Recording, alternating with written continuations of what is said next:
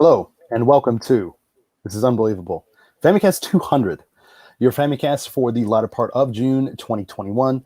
I'm your host, Danny Bivens, and today we're joined by quite a few different people here, but we're going to start a little bit out of order because somebody is making tea or something. Start out here by introducing Mr. Cat Drugs himself, Ty Sugar. What's good? Hey, man, what's going on? It's anime time. Better or worse. Help me. Also, we have James Charlton here as well. Hey. We actually made it. 200 episodes. Holy shit. We did. And also, coming back from Ireland, Sairus Delaney. It's as near as to from the dead as you can come at this point. But right? Yeah. Nice Irish suntan as well. Like it. Yeah. It brings out my bandana, as I was saying earlier. Yes, perfect. Yes. And also we're joined by a very special guest, one of our patrons, and just all-around good guy and good friend, Mr. Rich. I'll just say C, just not to out your last name or whatever. I can give your social security and address later. Yeah, that'd be good. Thanks. Okay. Yeah.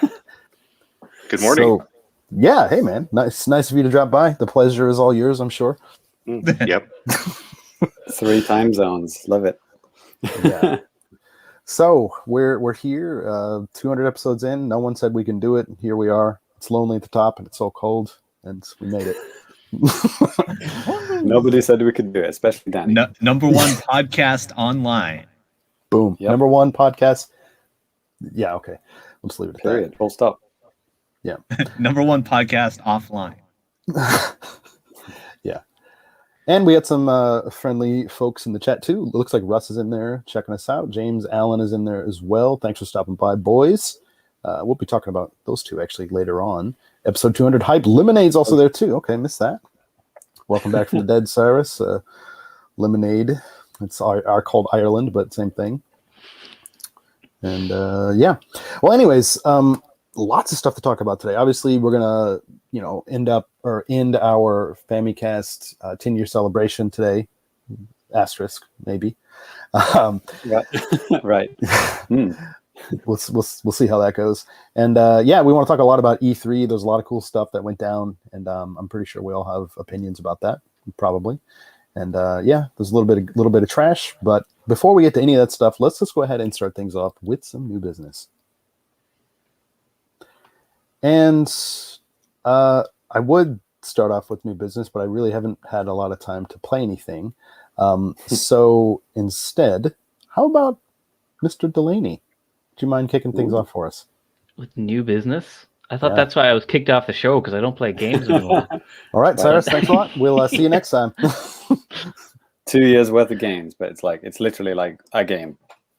Yeah, I think the last game I played was like the first half of Shenmue about 2 months ago, and I haven't turned on a console since. Nice.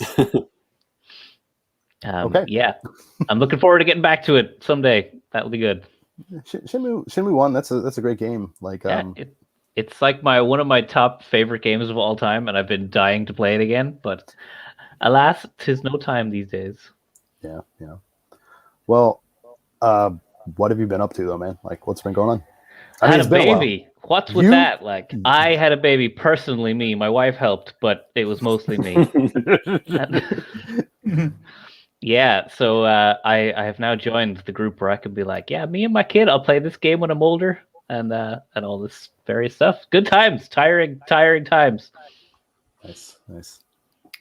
Welcome to the club, mate. We're probably going to be the only two that ever have kids, so not together. Damn. I mean, separately. Are you sure? Yeah, that was the real reason. Unless the documentary Junior that I watched with Arnold Schwarzenegger, unless that comes true. Yep. Yeah, the weird thing about that movie, I've never actually seen it, but at one of my friends' houses, like back in the day, he had a movie poster for that on his bedroom door. And what? Dude, I don't know. But yeah, weird.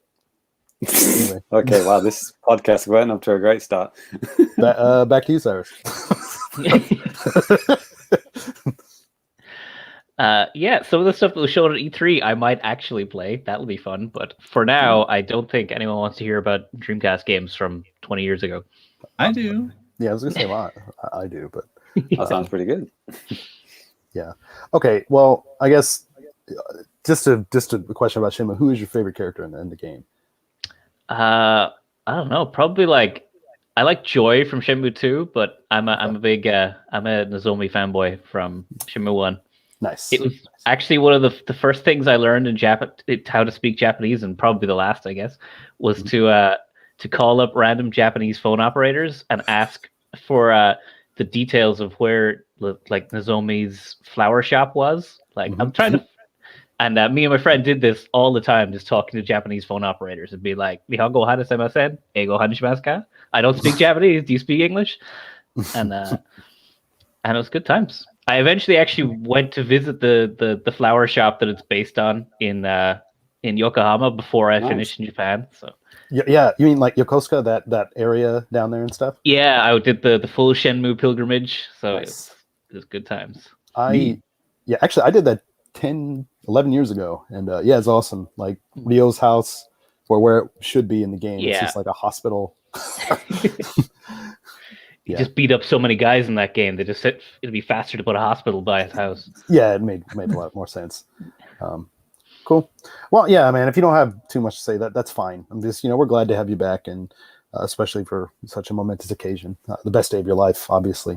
So, thanks for making the time. But I guess with that said, actually, Rich, would you mind going on with some new business next, man? Yeah, so we'll go from 20-year-old Dreamcast games to 10-year-old PSP games. How's that sound? There we go, man. That's what this podcast is all about. Yes. Yeah. Holy shit. Yeah, so I've been playing a game called The Legend of Heroes Trails to Azure, which I'm pretty sure was originally a PSP game. It's possible as a Vita, but I don't remember the timing.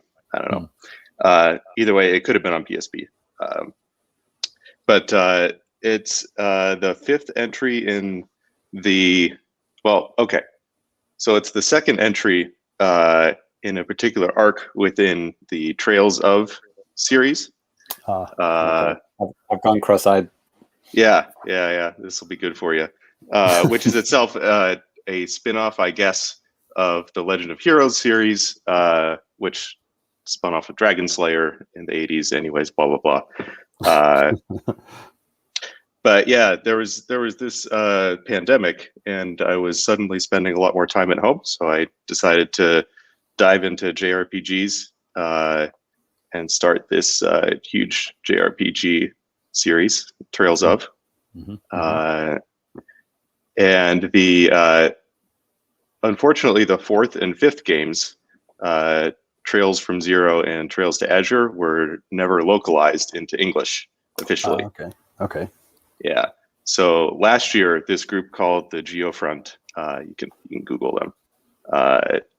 They created a fan localization for the first game in that duology, Trails from Zero, and I played that. And then this year, I've been playing Trails to Azure, which just came out like a month ago, I think.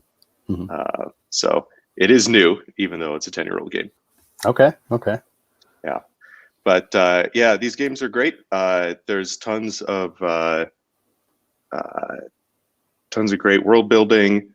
Like the NPCs all have like names and lives and stuff. They're always like talking about what's going on in the world, or sometimes they'll have like their own stories separate from whatever's going on, anything that you're doing. So it just really feels like a real coherent world, which is pretty cool. Neat. So yeah. I know that. We already have five. We already have 5 people on the podcast, but we just had a 6th member just join us behind Rich. Yep. Oh, yeah. The cat drugs attracted him, apparently. Oh yeah. Yeah, that's the good cat. Okay. I don't want to see the bad one. I do actually, but Yes. You won't see the bad one until it's too late. that's right. Yeah. cool. Like the weird thing about like this series, like every single time I see it written down, I think James might have made this mistake too, but I always look at it as like trials, even though it's clearly trails. Yeah, exactly. Yeah. And don't confuse it with Tails either. That's a completely different thing. That was the thing. I was like, is he talking about Trails or Tales? Are these two separate games? I can't even remember anymore. So Yeah, no. Totally different. It's by Nihon Falcom, makers of Ys. Okay. Either way, it sounds like an AI generated name anyway, doesn't it? Yeah, the name actually does kind of make sense in the story, but yeah. Okay. Like blank of blank. It's like random word of random word. Yeah, it's always something no kiseki, so. Right. Yeah. The biggest thing I remember about Falcon or whatever, like at one in TGS, I think it was back in 2013, they put on some kind of live show where it was like rock, and they also had somebody playing like an electric violin or something, and it was awesome. I wish I remembered like what the game was. I think on that episode of the show, I was literally recording it like with my phone, and I think I put some of those tracks like in the episode because I'm like, man, that's so cool. Oh yeah, nice. Yeah, their music is amazing, and they have like a house band, and they do those sort of concerts pretty often. They're doing a live stream like Thursday, I think, in conjunction with some announcements in the West. It looks like. So it looks like more games are getting ported. Okay. Or sorry, localized. Cool. Yeah. Sweet. All right. Well, if that's all you got, we can move on. Okay, you take that as a yes. Yep. Okay. No, you good. And JC, what up? Just a few little things. So there was this free-to-play game, which was, I think it was at a direct at some point. I can't remember when. Knockout City. Yes. I thought it looked kind of visually kind of interesting. I mean, me and Sairus is here as well. He can attest to this, but we were bitten on kind of cool-looking, free-to-play kind of Splatoon-looking games with Ninjala, which turned out to be not so good. But I thought I'd give this one a shot anyway, and I had no idea what the hell it was, to be honest. And I started playing it, and I was like, oh, this is dodgeball. Okay, that's something I didn't expect. So yeah, there's no guns involved. It's the weapon is just balls. So yeah, it's teams of four versus four. All you have is like a throw and a block button. The triggers are like throw. You can hold down, charge it, and throw. And the other one is like grab it, which obviously you have to have good timing. And then the face buttons are just kind of various like jumps and spins and moves, just to look kind of flashy, I guess. I don't know if they actually do anything, strategic. But it's kind of all right, I guess. It's nowhere near as bad as Ninjala. It's a better game than Ninjala for sure. I mean, it has a style to it. It has that cartoony kind of look to it. Fortnite, somewhere between Fortnite and Ninjala and Splatoon. Whatever. It's it's in that kind of same vein. And it has a kind of announcer, which is kind of good. It's got training. You can learn all the moves before you go into an online match. It's completely free to play. I didn't get to a point where it was starting asking me for money, but I was just playing against other kind of default looking avatars, and it was all right. I mean, the stages look kind of cool. It's all like, like New York City kind of tower blocks, and you're all fighting on the top of them, and it's all right. Not too bad. I don't know. Maybe it could be a game night game. I don't know. Maybe. Oh yeah, Sairus. Yeah, that's like a bunch of my coworkers play Knockout City, and they are raving about it. So I'm actually probably going to try it at some point just to give it a shot. But yeah, me too. I got a lot of buddies playing it. Yeah, cool. I mean, I think you can do teams, friend matches, all that kind of stuff. You don't need to pay extra for that. So yeah, I know it's got a funny system where it's free to play at the start, but once you hit like level 30 in the game, then you have to pay for it. Oh, gross. Yeah. Also, it's made by Velan Studios, which is the people who made this. Villa, you know, these guys. Wow. And Yeah. for the audio listeners, what are you holding up, James? Mario Kart Live Home Circuit. That's weird. Yeah, There's a lot of overlap between those two things. Yeah. Right.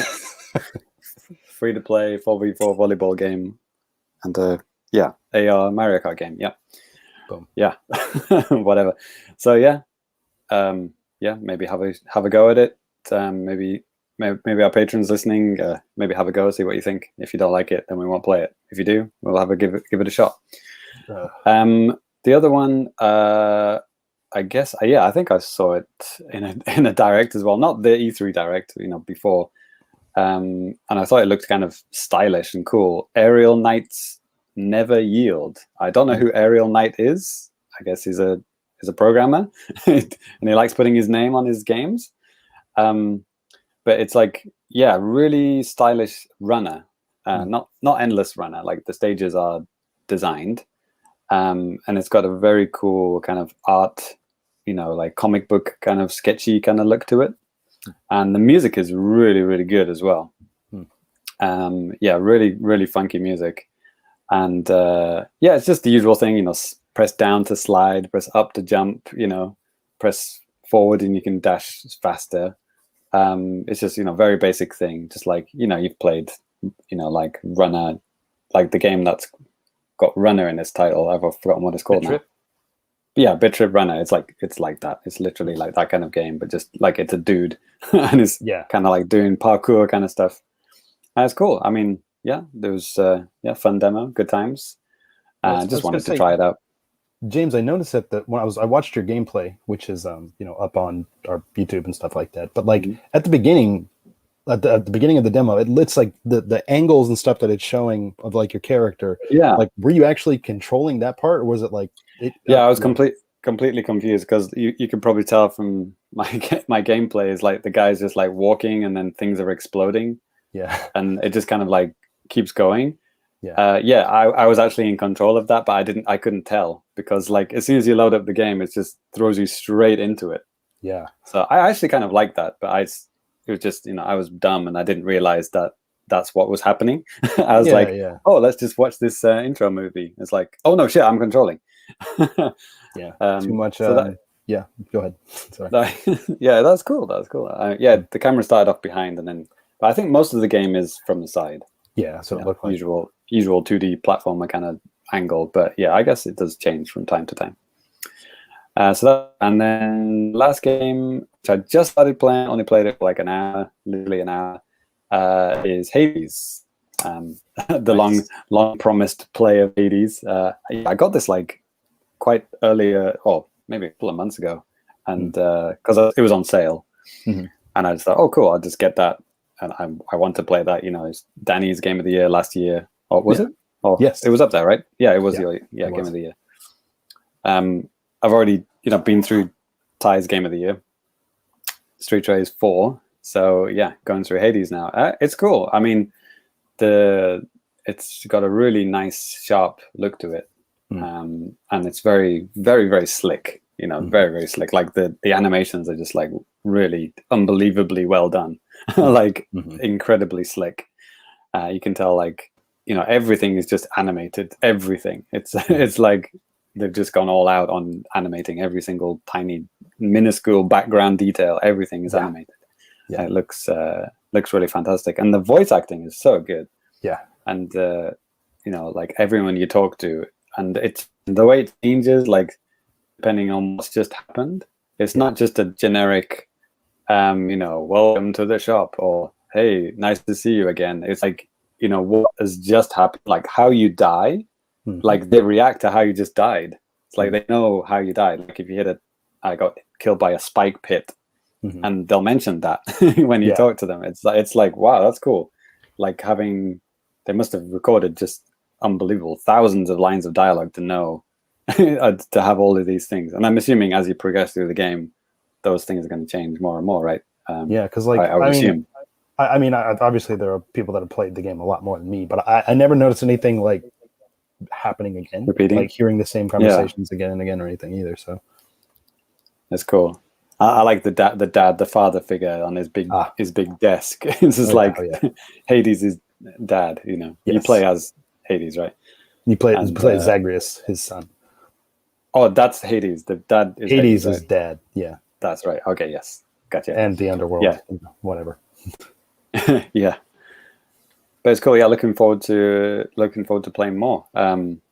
The weapon. Look, I've already unlocked like a couple of weapons, like a sword and a bow and some kind of spear. Thank you. Yeah. And they all play quite differently, and it's cool. Dodging and attacking. I mean, I'm assuming that's the gameplay loop. It's like dodge, try not to die, and attack people from behind. You know, that kind of thing. I mean, getting perks and stuff like that from the gods, they can really change how you play the game, and since they're random, like how they appear, I mean, you kind of have some control over it, but at the same time, you kind of got to pick and choose and like kind of how you want to play that run, and so that's under permanent upgrades, I assume. Yes, there are some things that you can upgrade permanently for your character, which is nice, which is usually what keeps me away from roguelikes and stuff like that, because you can't, you know what I mean? It's usually you're dead, start up at the beginning, and you're like, okay, I feel like I'm not making any progress here at all. But it's definitely not like that with this. Yeah, I'd assume that because you played it for so long, you wouldn't have played it that much, if it didn't have that. Yeah, well, I mean, I played it for a decent amount of time. I know Rich played it actually. I think he played it a hell of a lot more than me. Yeah, I sunk probably 68 hours into it last year. Man, yeah. Yeah, that's. I think I got about maybe like 35, something like that. But I need to go back because I got to the very final boss.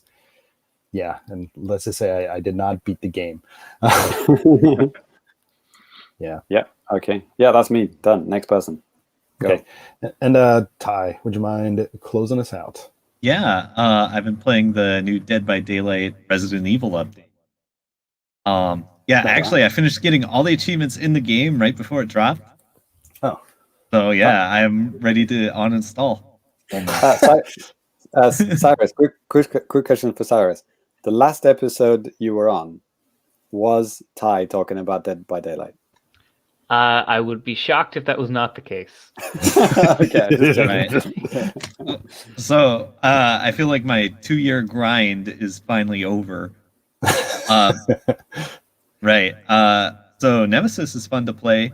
RPD was fun to play in like twice before they disabled it because it causes a crash on some platforms. Oh. It's a buggy game. It's a buggy game. So I'm still waiting for them to re-enable that so I can get the last achievement and uninstall. Nice. Pretty good. Until the next set of characters, which will probably be like in a couple months or something. Okay. So, yeah, that's cool. I'm having fun. The new survivors are Leon and Jill.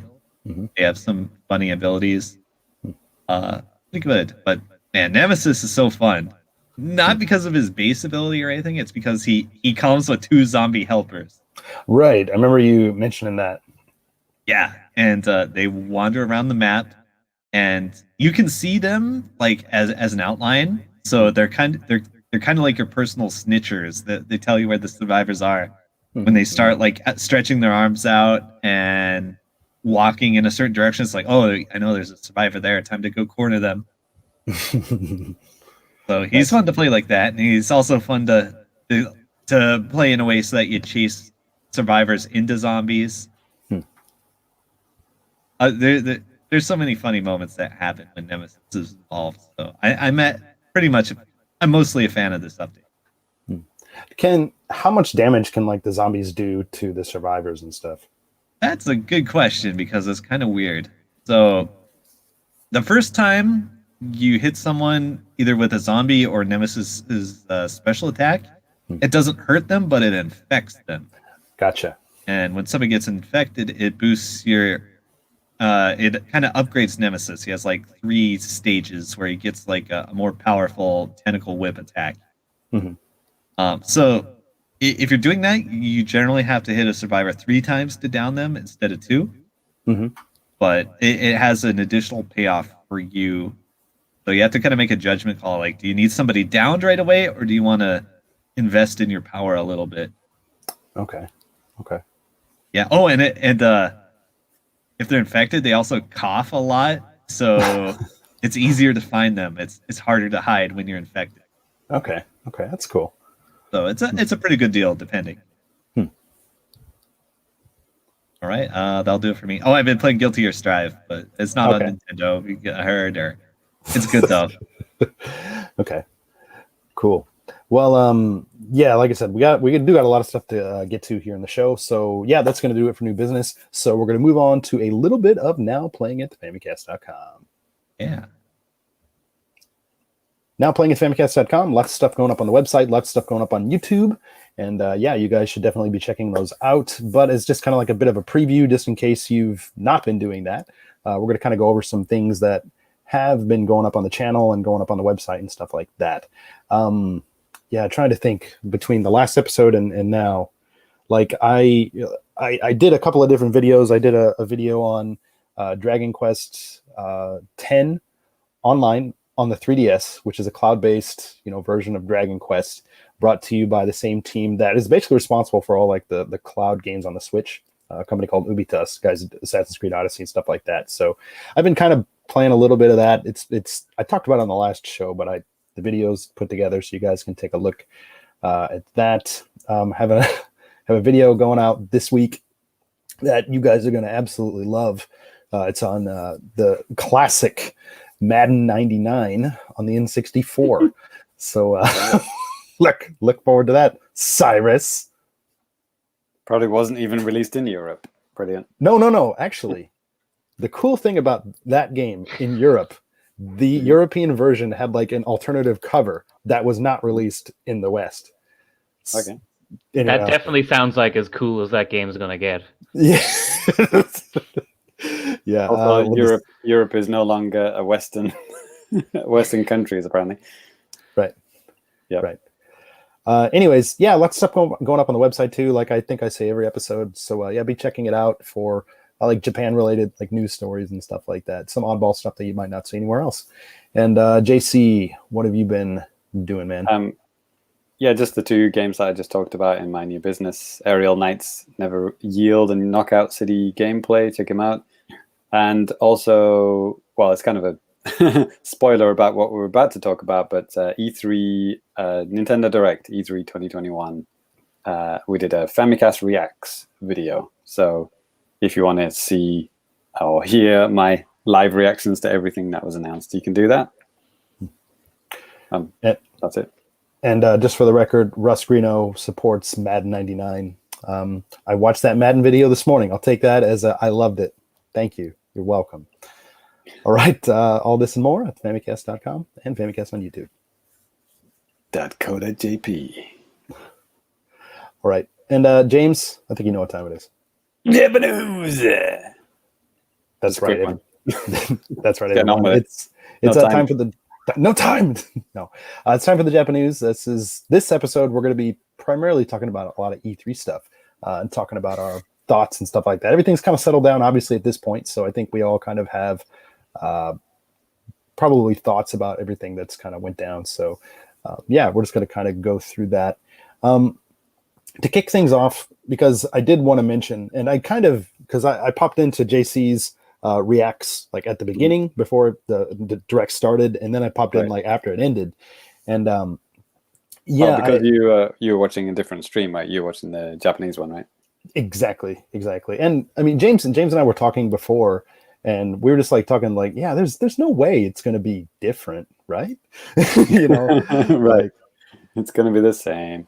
Yeah, and because it's, I couldn't remember what happened last year, 2020, or any other time before that. But yeah, actually, it was quite different in terms of like layout. I mean, a lot of the main stuff was pretty much around the same place, but like just other games that are more relevant to Japan were kind of plugged in and stuff like that, especially for like the sizzle reels and stuff like that. I made a side article about this, kind of detailing everything that happened in the Japanese Direct. So if you want to see like super detail about that stuff, you can. I'm also working on some video previews for a couple of these games that I'm going to talk about here. But by and large, like Danny, funny thing, like I was I just remembered something I said in last episode 199. Hmm. Near the end of the episode, I said they're never going to announce like a 2D Metroid or something. If you want a 2D Metroid, you're going to have to look at indies for that kind of game or something like that. Yeah. Yeah. Brilliant. So you're welcome, everyone. I made it happen. There it is. But before we get to the good stuff, I guess I'll talk about some of the Japan exclusives that were kind of unveiled here, and just kind of rattling some stuff off here. If you want to see some videos and stuff like that, like I said, check out the website. There's a nice article that has like links to the videos and stuff. Blah blah blah. But the Super Robot Wars series. Are you guys familiar with that series at all? Yeah, let's go. Yeah. So there's a new Super Robot Wars game. What's that? Was that GameCube? It was on everything. There's like 30 of these fucking games. Yeah, well, it's the 30th anniversary, so yeah, that's why they called this new version of the game Super Robot Taisen 30, Super Robot Wars 30. So Famicom or Super Famicom? Probably Super Famicom, 30 years, 1991. Yeah. Right. Yeah, I don't remember exactly, but yeah, so there's a lot of these games, and Ty, maybe you can kind of clear this up a little bit if you know a little bit about the series, but like I know most of them are, it's a strategy type of a game, even though it's like a strategy tactics kind of game. It plays nice isometric. I mean, if you played like you played the what's it called, the Cross Zone something. Yeah, Project Cross Zone. Yeah, it's basically that. Yeah, but except like instead of like random characters, it's like random giant robots. Yeah, and it's the same. It's a crossover game too. Every giant robot you've ever imagined in your life is in one or all of these games. Yeah, so like Gundam and whatever else, RoboCop, or the ones Gigantor. Hey, Gigantor, that's a good one. But yeah, this is always a bunch of stuff like that. So yeah, I've always kind of wanted something like this that's more action oriented, but whatever. Rich and Sai, you guys pumped for this game? Project X Zone is like one of 4 games I have ever abandoned because it was just so bad. Like I played it for about 20 hours and I'm like, this is not going anywhere. Oh man, when I think abandon, I think like after like 20 minutes. No. When I play a game, I play a goddamn game, and that's true. So it this doesn't Bivens it. Yeah. No. So this has less than 0 interest for me. Okay. I'm no. Rich, yeah, I abandoned the demo after 20 minutes. So yeah. So robots are the way for you then. Exactly. Yeah. Okay. Like one thing I will give these games, they all look amazing. They have this really unique like rotating the sprites animation where they don't animate anything. They just kind of like everything's like a puppet. They move it around, but it's really advanced puppet animation. It's really cool what they can do. Yeah. So yes, another game that's coming out here. Ty, I think you know a little bit about this series, Tokimeki Memorial. There's a Tokimeki Memorial Girls Side 4th Heart, and this is coming from Konami, again with the Japanese exclusives that, games never leaving Japan, but this is a thing. Ty, this was a thing on like Xbox 360, wasn't it? Or am I confusing this with Idolmaster? You're confusing it with Idolmaster. This is Konami's favorite, beloved, wholesome dating game. I think most famously on the PlayStation 1. Okay. Giant nerds will remember there was like a Tokimeki and DDR crossover game where you could play like DDR in like segments of this dating sim. Oh, boy. And yeah, she and the Tokimeki girl, what's her name? She's also in Bomberman. You've been playing the recent Bomberman. I think she's in that. Wow. So yeah, it's like super famous in Japan, I guess. It's like the iconic dating. Yeah, actually, coincidentally, about a month ago, one of my wife's friends, she was looking to get back into games, and she's like, hey, she asked my wife, who then asked me, it's like, there's a Tokimeki Memorial game on the Switch, right? And I'm like, no. Now there is, so maybe she'll buy a Switch. Hey. And then, yeah, the last game that was shown up that was like an exclusive is a new Power Pro baseball game. And the biggest difference here is this is based on a series that's called Power Pro Pocket, and I have a copy of one of those games. Coincidentally, I got from my nephew because he was just basically going to throw it away. But it's a Power Pro Baseball spin-off series. I'm holding the cartridge upside down. Spin-off series that originally released on Game Boy Color and stuff. And the thing about it, like I said, there's no license involved or anything like that. It's all using like the Power Pro characters, which there's actually a whole hell of a lot of. And it looks like from watching the trailer like twice last week, I'm trying to remember. I think it's just like you're kind of like building up your own team, and there's a couple of other options and stuff like that as well. I don't think it's necessarily for me, but yeah, those are the things that were mainly shown off there. Pocket. Did they reveal if that baseball game would have custom art for the European edition? Or yeah, yes. Okay, that's pretty sweet. Got to get that info out there. It did not. No, but then like in the sizzle reels and stuff like that, they were talking about games that are coming out in a couple of weeks. Like we talked about on the show before. There's that Crayon Shin-chan game that's coming out next month. Looks absolutely gorgeous. It's a crossover between the My Summer Vacation series. They showed off another trailer for that. They showed off a trailer for Power Pro Spirits, Power Pro e-baseball, Powerful Pro Baseball, whatever the hell, a realistic baseball sim, stuff like that. So like, the eBay, I like it. Yeah, I'm sponsored by eBay, and yeah. But I guess kind of moving on to what was announced for the rest of the world, and again, this stuff was all pretty much in the same order, with the exception of one thing here. But actually, the first little bit here. James, would you mind introducing it while I pull up some video here? Alrighty.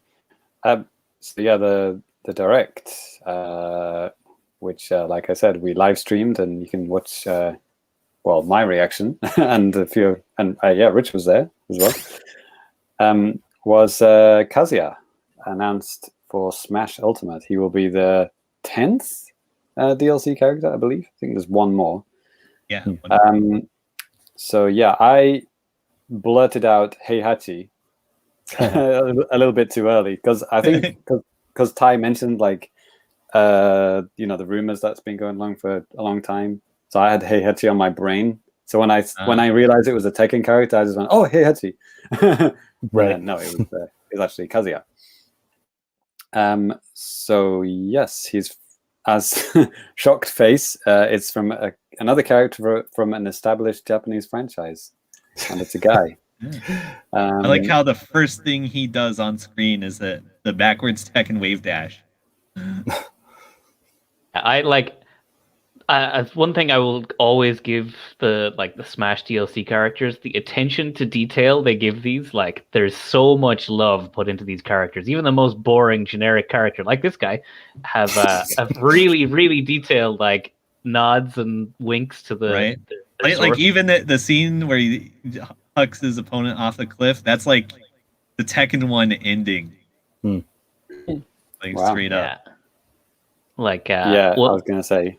Yeah, one of his animations, he has like this like a spin kick, and it famously in Tekken it like twists his spine to this like it almost looks like an hourglass. He gets so twisted, and they recreated that in Smash. Like they could have animated it correctly, but deliberately given this really horrible twisted body for it.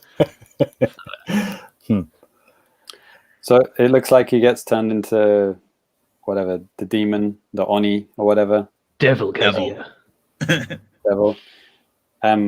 Is that like, I guess, is that similar to like how Joker works, I guess, with his persona? Who knows? I don't know. That might be just his ultimate move. I never actually watched the Sakurai sits down and talks about this one. I forgot to. They haven't done it yet. Yeah, it's coming this week, isn't it? Yeah, they haven't done it yet. It looks like he can swap between the devil form and regular form on a bunch of attacks. So I don't know. It's probably some sort of weird Joker swap like he does. Yeah, maybe building up a meter or something. I know Sakurai said he likes to, with all the DLC characters, he likes to do something, unique for each of them, like something completely different. I know a couple of those moves were used moves, I think. Like that, Yeah. the punch that stuns them, that is literally like copy and pasted from Dio, isn't it? No. Yeah, it's like one thing with these characters, and if I'm a Tekken fan, I'd probably be looking at this and being like, "Oh my god, sickest DLC character ever." But Electric Wind Godfist, let's go! yeah, but it's just like, him versus Ryu. It's two guys in martial arts fight gear doing martial arts poses, and they're probably ridiculously authentic to both their games. But it's just hard for me to be interested in it. So I'm sure this made a lot of people happy, but for me, it's just like, man. So I mean, that's Heihachi, right? In the background, is it just a background character? I guess. Yeah, it looks like it. Or is it a trophy? They seem to do that with a lot of these games. That like Terry's stage from King of Fighters has like loads of guest characters, and the Pyrrha and whatever her name is from Xenoblade. Is Heihachi a stage hazard? That would be pretty good. If you play as someone using the Heihachi Mii costume, does he disappear from the background? That was the thing, wasn't it? Like they were having Tekken Mii character costumes, so there was a time where we thought, well, that's it. There's not going to be any Tekken characters, but nope, they have it. That doesn't prove anything, I guess. I guess just is anybody surprised about this? I mean, about this being the character, I really wish they had picked, like, I know him and Jin and Heihachi, they're like the iconic Tekken characters, but I wish they'd picked, if they were going to go with a Tekken character, which, like you said, it's one of the last big franchises they haven't tapped yet. Like, I wish they would have picked someone like Yoshimitsu, who would have looked visually different and had some really weird moves instead of just another martial artist guy. Yeah.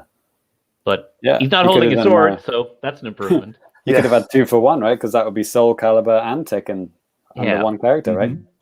Yeah. Like, I don't know. Every time before there's going to be, a Smash Brothers reveal or something like that, everyone always has crazy ideas. Like, it's Doom Guy. It's some inter-Western based studios character. And it's like, no, that is not going to happen. I mean, the only reason it worked with Banjo and Kazooie is because, I mean, that was at one point, a Nintendo IP. So it's like, I just don't understand. I mean, okay, I understand that people have like hope and dreams and stuff like this, but it's like, just throw that stuff in the trash and just have a dose of reality here. It's the next one that's going to close us out is going to be something from a Japanese company. It's going to be Duke Nukem, and you're gonna you're gonna have to eat crow. That would be funny. I would gladly do that. Well, all the biggest rumors. I mean, the Kingdom Hearts guy, Resident Evil guy. You can't have both of those now. It's going to be either one or the other, or neither, right? So one of those is not going to be in Smash, which is kind of surprising. Right. Well, they have to space out their Fire Emblem characters a little bit. And Final Fantasy characters. Can you imagine if the last character was another Fire Emblem character? Like, great. Be a lot of salt online. Yeah.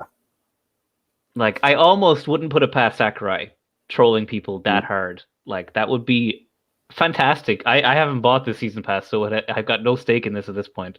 But that would be delicious, terrible icing on the cake. There are more Fire Emblem characters in Smash Brothers than there are in Fire Emblem games. Yeah. Rich, do you have any thoughts about Smash? Do you still play, or? Not really. I mean, with the pandemic and all, I haven't had a lot of people over last year or so. Also, I suck at fighting games, so there's that. Okay. Right. I mean, you don't like playing Smash Online? The game is effectively unplayable. I don't understand why there is a Tekken character. I mean, what Tekken fan is going to be like, oh, finally, I can play Kazuya in Smash instead of in Tekken? Like, who's it attracting? Who is this attracting? I just don't get it. Well, a lot of people play Tekken. A lot of people play Smash. Like, Tekken 7 has sold like so many fucking copies. Yeah, that's my point though. Like, what Tekken 7 player is going to say, oh, finally, my guy's in Smash. Time to throw away this trash and play Smash.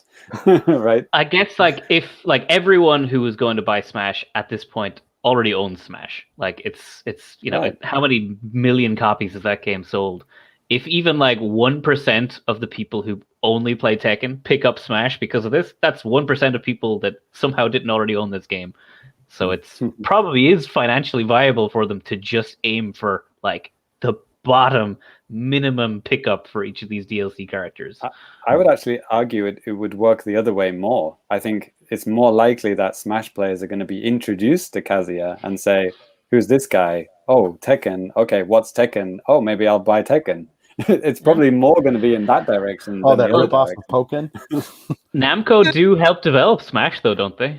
Yes. So maybe that's the plan. Yeah. Like I mean, the it could be like a thing. Min-Min. Like, I mean, if it gets Group A to play Group B's game for the first time, that's pretty cool. Yeah, that's my point. It's like it's not really working in Nintendo's favor. It's more working. I wouldn't be the other so sure about that. Nintendo are a generous god. You may take some of our players. I mean, Min-Min. I mean, probably maybe a few people bought ARMS after playing as Min-Min in Smash, but that's also owned by Nintendo. That's a Nintendo game. Maybe people bought Minecraft. Well done, Microsoft. They're gonna buy Tekken Tag 2 on Wii U and play Tekken Right. Ball. Let's go. Let's Yeah, that's go. the thing. There's no fucking Tekken games on Switch. Crazy. For now. Right. Maybe we will. Mm. Oh yeah, Persona 5 character in Smash before the fucking game comes. to Persona Smash. 5 on the Oh, Switch. that's Strikers. It's a totally official canon game in the series. It is canon. Yeah. I think it's a cool game. All right. Well, if that's all we had to say about this, I think that's okay. Let's move on to the next one. And actually, just for old time's sake, Sairus, do you want to take this next one? Yeah, so kind of out of left field for I think literally everybody except whoever was working on this game is Metroid Dread. So a brand new Metroid game, 2D Metroid game, like not a remake, not a re-release. So this is the They're first giving one. the fans what they want. I know, and it looks pretty good. So this I haven't played the Metroid Samus Returns on 3DS yet. It's on my list to play, but like this looks like more of that, and that was well received. So this has reinvigorated me to go back and play that before I play this. So Yeah. talk to me on episode 300, and maybe we'll see how I'm going. Yeah, I will say, like, actually, so I was like the same, man. When as soon as I first started seeing this, I was like, man, I don't remember these robot guys in Samus Returns, but they're probably there, and I just forgot about it because you just kind of look at the visual style, and then you see it later on, like the melee hits and stuff like that. And then, of course, then they said, like, it's Metroid 5, Metroid Dread, blah, blah, blah, blah, blah. But, like, yeah, you could definitely see a lot of similarities between this and that game. And it makes sense because it's the same developer, Mercury Steam. Yeah, I think I said that in my direct reacts. I was like, this looks like it's made by that 3DS game. It looks like it's the same guys. And I was right. I didn't know that at the time, but it's since confirmed. Because it's got that dodging kind of mechanic, right, from the 3DS game. The counter reflect thing. As soon as that was up, like, oh yeah, this is definitely those guys. Yeah. It's probably this is just a reward, isn't it, for them? It's like, oh, you did the 3DS game, you did a good job. We'll let you make the Switch game. Let you make a Switch game now. And then, there've been some interviews with is it Sakamoto? Saying the Metroid Dread has really been in the works, off and on all these years, but they just couldn't technically do it because the character, is it Emmy? Emmy, yeah. Emmy, yeah. EMMI. Yeah, like the AI for that, the previous consoles couldn't really handle that kind of enemy that can just hunt you down and wherever you go kind of thing over the whole map. So they're kind of just waiting for the technology to catch up, I guess. Yeah. Let me tell you about Friday the 13th on the NES. It is really cool. Game, totally the same. Like watching the Emmy move. If you watch the trailer after this, or you watch the video version, like you can see the way his head always follows Samus, and then his body just contorts to follow. Like he'll walk backwards up walls and flip over and go forward, and he'll crawl under his own body to get around. It's really, really cool just watching the Emmy walk. Yeah. Like Yeah, this it is. cutscene, when he did this, I'm like, oh, it's weird that they spent so much time showing the Emmy unfold from the roof here. And I'm like, oh wait, that's actually how he moves in game. That's so sick. Yeah. And it's cool too. Like I think this is kind of a weird place to find this, but Nintendo Australia just had like a Twitter thread about this game, talking about basically kind of like the premise behind the game and like the premise behind the Emmy and stuff like that. Like in this game and like I guess in the Metroid universe, they were I guess like Federation. Basically, they're good guy robots, but somehow they went rogue and. Yeah, and Samus is actually going to see like what the hell's going on here, something with the X virus or whatever the thing is, and Metroid Fusion, blah blah blah blah blah. But like, it was a really interesting thread talking about like this game and like all sorts of stuff. I mean, you probably don't want to read it if you don't want spoilers, but I already did. But yeah, my one. Oh yeah, go. The camouflaging thing that kind of uses up like an energy bar. Mm-hmm. It kind of fills up if you walk around. So then you can just like, that's one way to hide from Emmy, is to like stand still and do the cloaking thing. But the energy runs out after a while.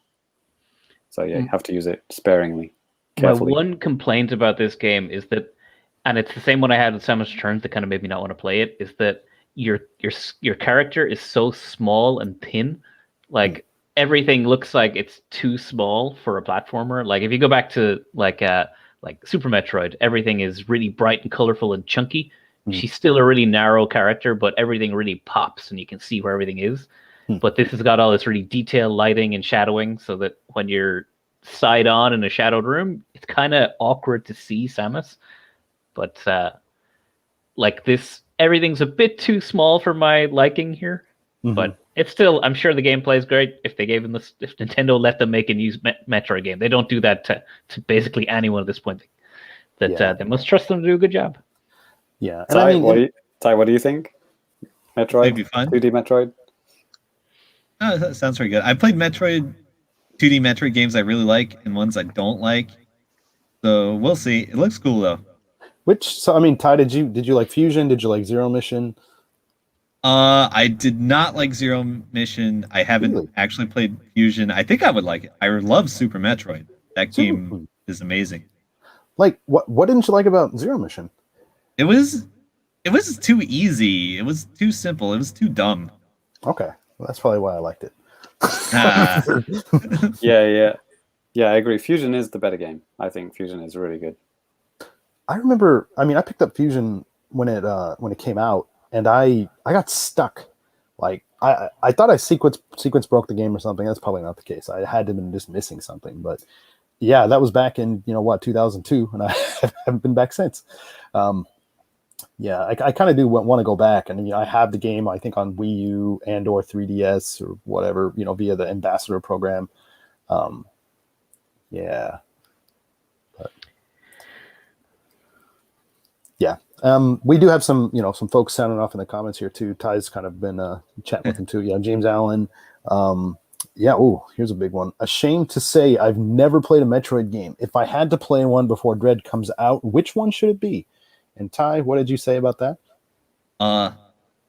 Play Galactic Pinball on Virtual Boy. No, I said play Super Metroid. I think that's pretty much everybody's favorite Metroid, right? Yeah, I mean, I preferred Zero Mission mainly because I thought it was, because Samus moves a little bit faster. I mean, dude, it's still freaking amazing. Don't get me wrong. You have the straight up like Turbo Sprint in Super Metroid. You just have to get it. Turbo Sprint is still one of my favorite looking moves in a game, and it's just Samus running. That's how good that game is. Like Samus running in a straight line, one of the coolest visual things in the whole game. Yeah, and they even set up these cool sequences for you to do. But that's so fun. Did you guys, anybody pre-order this game, or did you? Because there's a standard edition. There's also the collector or special edition or whatever they call it. There's the amiibo that have also been announced as well of Samus and also of the Emmy. Have you guys picking any of that stuff up? You guys listening and stuff too, listening live. If you guys are too, please be sure sound off. But I'll be getting it digital, so I don't think I need to pre-order it for that. Probably not. My my amiibo sense was tingling when I saw them because they do look cool, but Yeah. I've since been trimming down my amiibo collection, so I'm like, no, Cyrus, be strong, be strong. Yeah.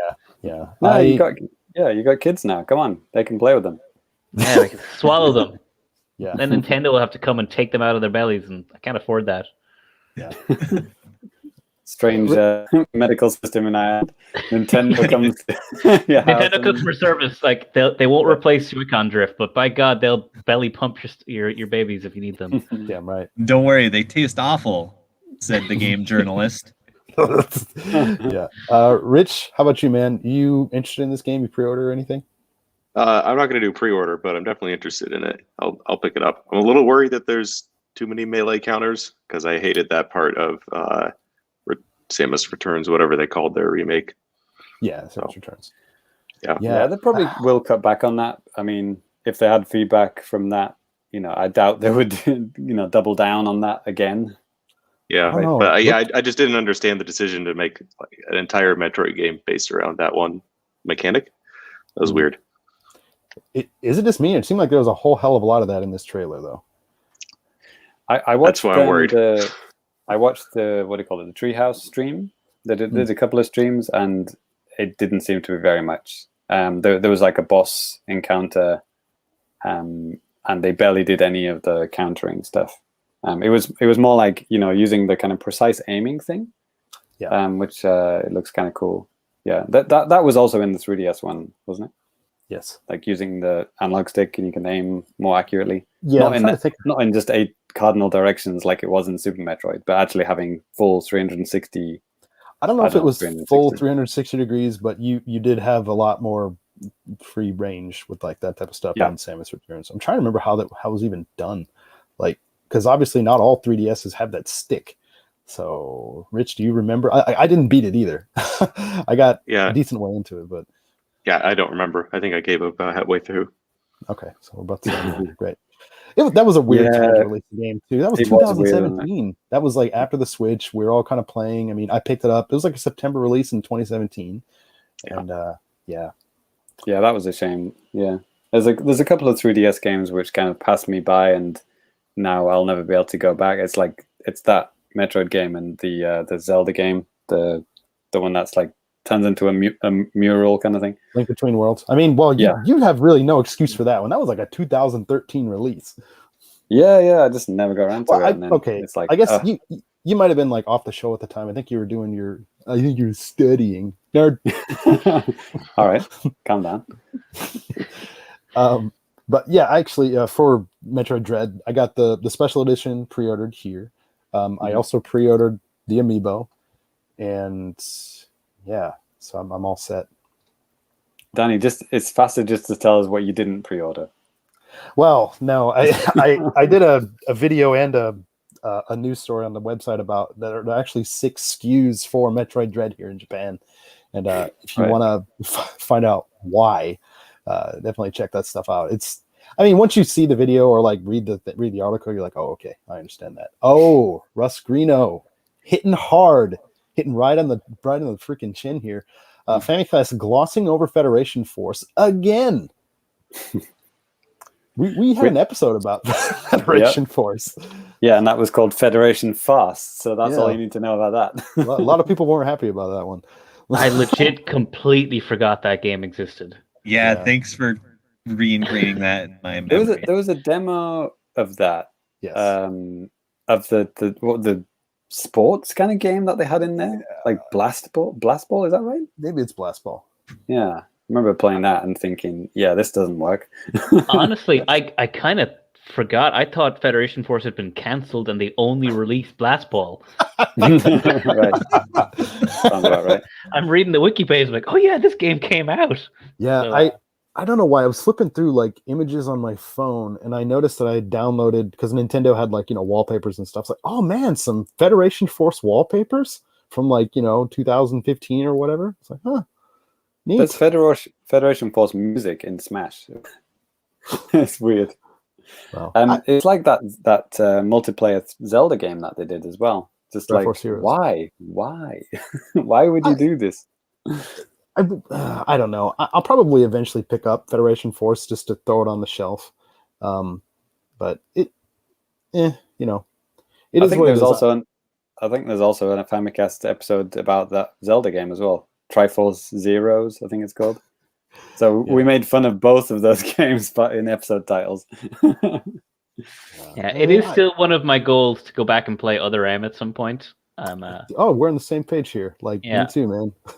Like, I've heard nothing but bad things about that game, but I would still like to play it. I don't know. Johnny Metz seems like he's a fan, kind of, right? Yeah, I liked Other M. It's not bad. And Rich. I actually After have I it. It's finish right there behind me. Never played more than a couple of hours. After I finish the entire Resident Evil series, which is my ongoing goal, I think Metroid, but my next conquest is finally get all those games finished. All right. James Allen, Federation Force, like Rocket League with robots, right? Yes. Yes. Yeah, actually, kind of like that. the sports game was like that, actually. Wow. It was throwing balls in nets, shooting balls into nets instead of driving balls into nets. Yeah, so he's actually kind of right. Yeah. You never played Super Metroid, Sairus? I've played a bit of Super Metroid. I've cleared Metroid Prime 1, and I cleared Metroid 2 on the Game Boy, but those are the only ones I've actually cleared and played. On the Game Boy? Yeah, I had a copy of Lemmings for the Game Boy, and I traded it to one of my friends for Metroid 2, and then he never gave back Lemmings, and I was so mad for years. But I eventually did clear Samus Returns, or Metroid 2, whatever it was called. Nice. On your Super Game Boy, right, Sairus? My Super Game Boy. I played it on the TV, the big screen. Nice. Probably the only way that game is playable. The huge character sprite, right? Takes up the whole screen. Yeah, it is pretty big. Maybe that's why I don't like this new direction of Tiny Samus. I'm used to the OG Samus, like Metroid 2 style. I was gonna say it's not even small at all. It's like normal, and like you're playing something that if on an HD TV it would literally be like a foot tall or something. But yeah. All right. Well, if we don't have anything else to say about Metroid Dread, we can go ahead and move on. And the next game that came up here, this is something that did not actually appear during the Japanese Direct, and this is Advance Wars 1 and 2 Reboot Camp, excuse me. Nice. So yeah, for those of you that were watching the Western Nintendo Directs live, what are your guys' impressions about this? Like, what did you see that was cool? What did you see that you thought was kind of lame, or anything like that? Redone music and some beautiful fancy animation. This is the first game, like I think the only game in the whole Direct where I went, holy shit, Advance Wars, like when it came back up, just because it actually made me exclaim. But immediately I'm like, oh cool, it's Advance Wars, but it's really ugly now. Oh, so like is it too clean? This 3D graphics, I just do not like this. Like the Pixel Advance Wars was so perfect, like one of the most visually nice games. All this 3D stuff just looks like bleh to me. Oh yeah, everybody complained about that when they moved to DS. And like on GBA, like the 2D graphics are like just so clean and good looking. And then when you look at the map, when it comes up again, you see how it's like kind of 3D, and it does not look nearly as good. It looks like these are actually 3D models now. That's true. So it might look a little better like on screen. True. I mean, this is being done by Way Forward, right? Yes. Okay. Yeah. And this is 2 games in 1. Yeah. And the interesting thing here, I guess, kind of like a Japan connection, if you will. I tweeted this out on the Famicast account, like right around the time, like around E3 and stuff last week. But the interesting thing here is like there is a Advance Wars 1 and 2, or excuse me, Game Boy Wars 1 and 2 pack in Japan that came out in like 2004 or something like that. And it's weird because the product page is actually still up and running too, so you can like check it out if you really want to. But yeah, nice. Yeah, so I guess Japan already has this game, so they don't need it again. Right. Don't need a brand new game. Yeah, like we got. Yeah, this. I mean, the cutscenes, I mean, they're obviously very nicely done. They're like anime. I don't think they are 3D, are they? They looked like 2D animation. It does look like they're. No, those are 3D models.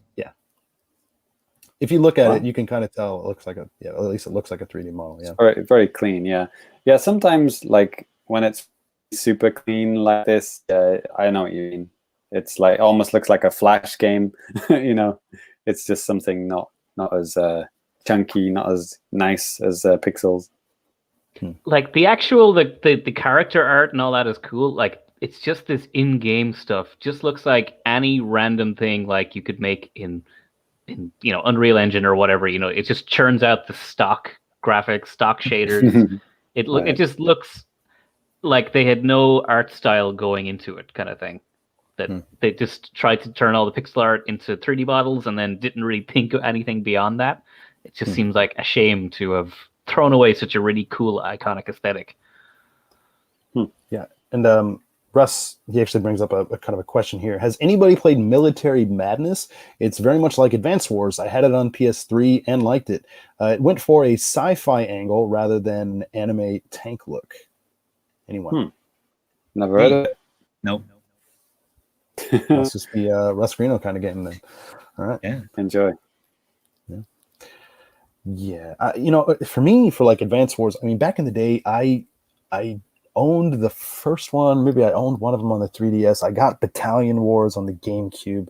Like it just never really gelled with me. I mean, I thought it was cool, for what it was, and it was kind of neat just to have like that type of a game from Nintendo. Yeah. Until I went hard on it. Did you? Like I played I played all the way through 1 to a DS, and then the Days of Ruin, that was like the next one they made with like a more grimdark aesthetic. But yeah, and I possibly did like all the extra challenges. Damn. Those two. Like I love those games. Okay. I know there was like more recently there's been what Wargroove is very like a fantasy version of Advance Wars, and then there was that other game Ty played for like we had early access demos of that other indie game. We had Tiny Metal. That's the game you're thinking of, right? They made 2 Tiny Metal games now. Yeah. And those games, both those, Wargroove and Tiny Metal, they've got like a really nice aesthetic to them. I think they're better sequels or remakes than these two are, in my personal opinion, from like this one trailer. Yeah. I had someone in my Discord, Discord, who was kind of sweating and saying like he's working on a mobile Advance Wars-esque game, and they're feeling the heat to release theirs first. Okay.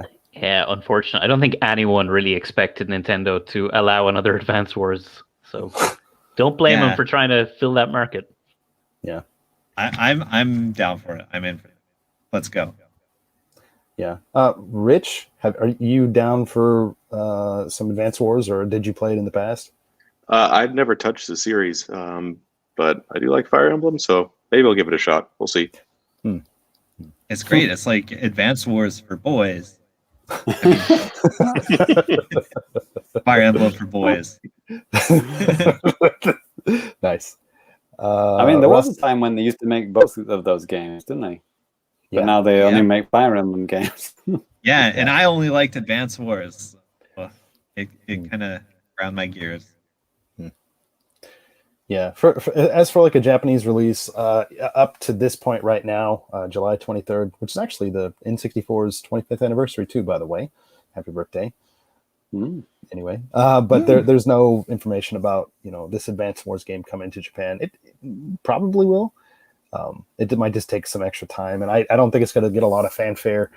Probably because it's not being developed by Intelligent Systems and that type of a deal, but it'll probably be like on an NCL topics page or something, and I'll write about it on the website, and people will be like, "Oh, cool, whatever." Maybe just like the Japanese public with it, who knows? But yeah, there it is. So I guess that kind of brings us to the last 2 big things from the Nintendo E3 Direct, and that, of course, is Zelda-related stuff. I'm going to go ahead and get the first video kind of up and running here. But of course, one thing that I think everybody was kind of afraid of that would happen during this event is that Nintendo would spend way too much time on Skyward Sword or established games. And yeah, you did see some of that stuff, but they did show off some new stuff. And the first thing they showed off with Zelda is the new Zelda Game & Watch that is coming out this November. Yeah, I picked up the Mario one last year, obviously, and I thought it was really great. And this one's cool. It comes with Legend of Zelda, Zelda 2, Link's Awakening, the Game Boy, OG Game Boy version, and then like this. What is this game called? Oh my god, I forgot. Vermin. Vermin, yeah. Vermin. Yeah. And I'm not so familiar with like Game & Watch stuff. It's kind of like before my time. But it's called in Japanese Barmin. Yeah, Barmin. Right? Yeah, I think I there's something like that. And I remember seeing the Japanese like, wait, what the fuck is this? And then I saw like the English below. I was like, okay, that makes a little bit more sense. But no, man, I'm a sucker for this type of stuff. I think James Allen in the chat, we were kind of chatting, I think on Twitter about this or something, and like, yeah, I think he's down for this type of stuff too. I like these little type of collectibles, and like, I think more so than the Mario one, like Zelda games tend to take a little bit more time to play through, and to have it on like its own little dedicated device is kind of cool, I think. But I mean, Link's Awakening looks so nice on it. yeah. It fits more than the others, I guess. I wonder what the resolution on that screen is. Well, if it's anything similar to that Mario one, you could probably find that information, like very specific, like technical information, because this is just a rebranding of that. I mean, it looks so good in this footage, but I wonder if we're looking at a real thing or a mock-up. Well, like what was weird about the Mario one when they showed that off, they zoomed in. It looked like they zoomed in on the actual screen of the thing, and it just looked kind of bad. So, like for this, it looks like they're kind of emulating it or basically showing what it would theoretically look like or something like that. Yeah. What's the battery life like on these things? Dude, I think when you're actually playing below 10 hours or something like that, in standby mode, like I didn't charge it from like November until February. It was fine. And is that still showing the clock the whole time? No, or it doesn't. Okay. It doesn't show the clock. It if you have it like charging, it'll show the clock all the time on the Mario one. I think they made some kind of small changes for this one. I remember they talked about it in the video. I totally forgot what they said. But yeah. So I'm excited about this. Anybody else thinking about picking this thing up? A lot of head shakes. The two things that as soon as this came on that jumped out at me was like, it really felt like they completely forgot about Zelda's anniversary and they were just like scrambling in their pockets to see what they had lying around. Like, oh, we got a bunch of these Mario things that we deliberately didn't sell to drive up the price. How about we paint them with Zelda and put Zelda ROMs on them? And it just feels like the absolute lowest hanging fruit of a celebration of the anniversary that they just tossed together at the last minute. With that said, and actually I said it right before James started the Reacts video, because I was really thinking about it. I was like, well, did they need to do the Zelda 35 stuff before E3?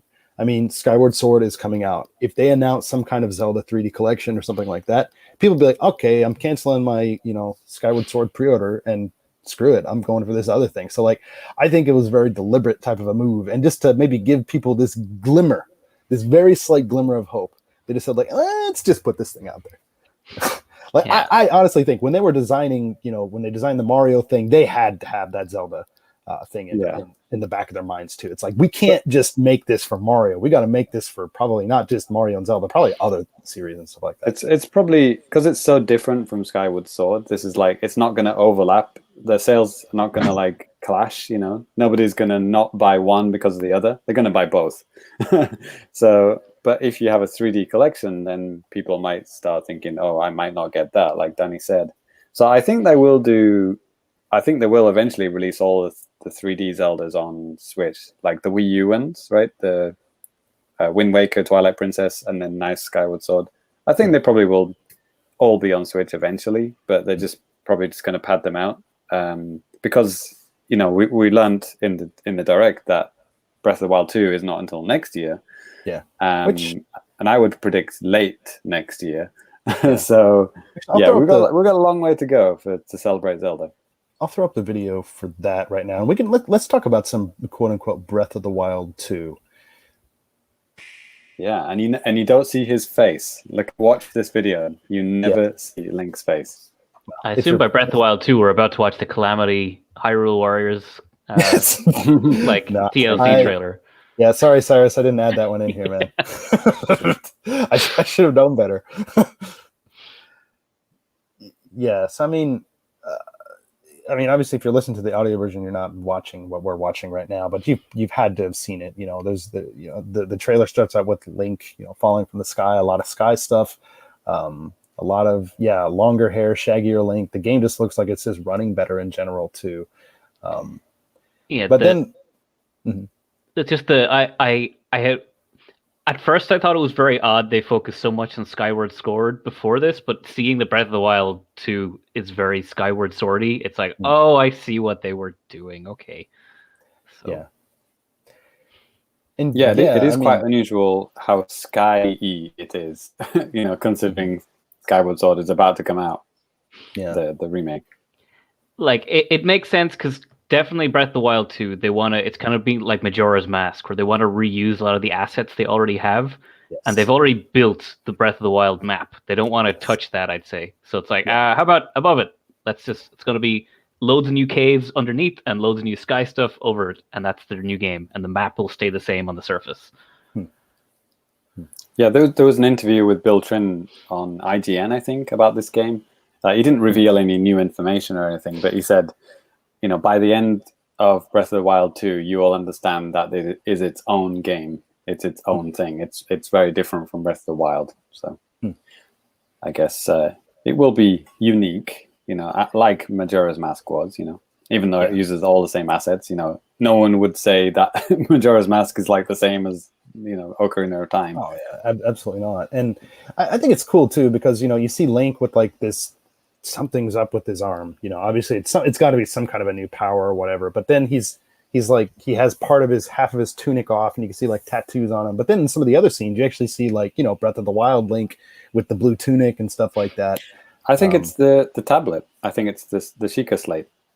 I think it's now an arm, like an arm-based thing. Because if you think about it, the Sheikah Slate was a bit clumsy. How he kind of like holds it like a little tablet, like an iPad, but there's like beams of like energy coming off it. So it makes more sense, and it looks cooler to be on an arm, on its arm, right? Yeah, good point. I think that's what they've done. Okay, well, that I like that theory. It makes sense. I like all the fan theories that that they've that all this footage is like kind of temporary. It's deliberately not shown from the front because it's like Ganon is you play as Ganon when you're like buff Link, the one with the kind of shaggier hair in the sky. And the blue tunic Link is actually Zelda, but they just swapped out the model for it's like it's all being faked out, so you finally get to play as Zelda. Trust me, it's this time it's happening. Oh God. I mean, if it's gonna happen, it's gonna be this game, but you never know. I mean, we thought that Breath of the Wild, the first one, was gonna Zelda was gonna be playable, but she just got demoted to riding on the back of your horse in the last scene. But what would Link do if Zelda was the main character? Be saved. I love that. That was their counterpoint. It's like, if you got to play as Zelda, what would Link do the entire game? And it's like, I don't know, what does Zelda do the entire fucking game? How Japanese have been. Yeah. I do love this like mobile platform with the moblins riding on the whatever those stone dudes are called. Those golem guys. Yeah, Link has like a flamethrower at some point too. That's cool. Going through the bottom of this rock up to the very top. I mean, it's some cool stuff that's that's going on here. Yeah, what is that? Like being able to phase through stuff. I mean, with the power of the hand or whatever. I'm guessing it's just their hook shot, and you're going to be doing so much sky stuff. It would have been awkward to have to require you to be on top of everything to hook shot to it. So they're just like, whatever. Hook shot to the bottom of islands, you can come through them and come up the top. It's a little bit more convenient too. Yeah. I wonder if there'll be some story reason why Link can phase through stuff. He's been in stasis too long. He's out of sync with the Right. temporal spectrum of Hyrule. Right. Yes. I've been watching a lot of DS9. It's good stuff. So I got Nice. all the techno babble for explaining nonsense. There it is. Skyward Sword had some cool time travel stuff. I don't know who out of all of us who's played it, but there was one particular section which was very, very cool where you're moving like a time crystal, and as you're moving it, like the world is going to different phases of time. It's pretty amazing. It's probably one of the most memorable parts of that game. Yeah, I haven't played it, but I've seen that, and it's very cool. Like puzzle solving. In the past, a window is closed, but in the future, it's open, so you can shoot through it, and like dead plants, and then they come to life. You know, that kind of thing. So it's very, very cool. Rich, do you have any thoughts about the so-called Breath of the Wild 2? Well, I didn't see any dungeons, and that was what I was looking for. So we'll see. Maybe there'll be dungeons. That'd be nice. Fair enough. Yeah, cool. Yeah, they did seem to show a bunch of big enemies that are probably like at least sub bosses or something. So I do have. I wouldn't be shocked if this does have a more traditional dungeon thing and not just the same 4 looking bosses. Like I love Breath of the Wild. That's like one of the best games ever made, no question for me. But fighting the Ganon forms, even though they were all quite different to fight, they all looked identical. It was kind of boring. So I hope they give me a Goma. Give me a big ass Goma to fight and I'll be happy. Yeah, well, you had the big rock monsters, the lava monsters out in the world, didn't you? Yeah, but they just felt like big monsters. I want like a big dramatic boss fight. Yeah, I know what you mean. Yeah, in the classic Zelda style, where in the bottom left it says the name of the boss. You know, that kind of thing. Yeah, even and at the risk of injecting some Hyrule Warriors into this, they do all those 4 bosses. They show up in Hyrule Warriors, the Ganon forms, and they give them very distinct colors, and even that makes them feel like much more distinct enemies. Like, so even if they just brought those guys back and made them different colors, it would be an improvement. We have a very important message from Mark Harrison. Sairus is my spirit animal. Hey yo. Nice. Oh, we haven't heard from Mark in a while. It's good to have him back. Yeah. You came back for Sairus.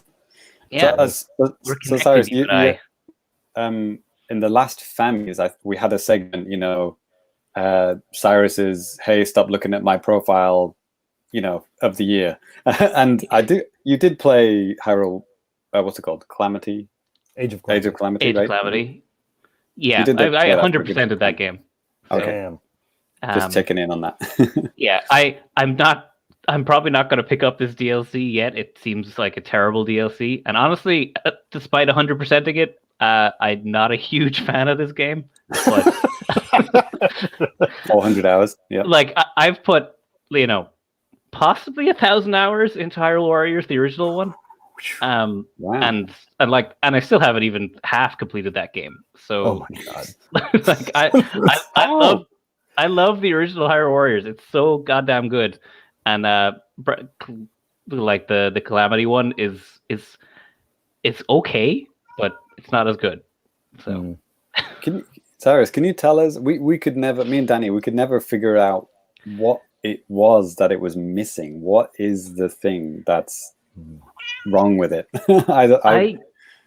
I don't know either. It's like I think it's.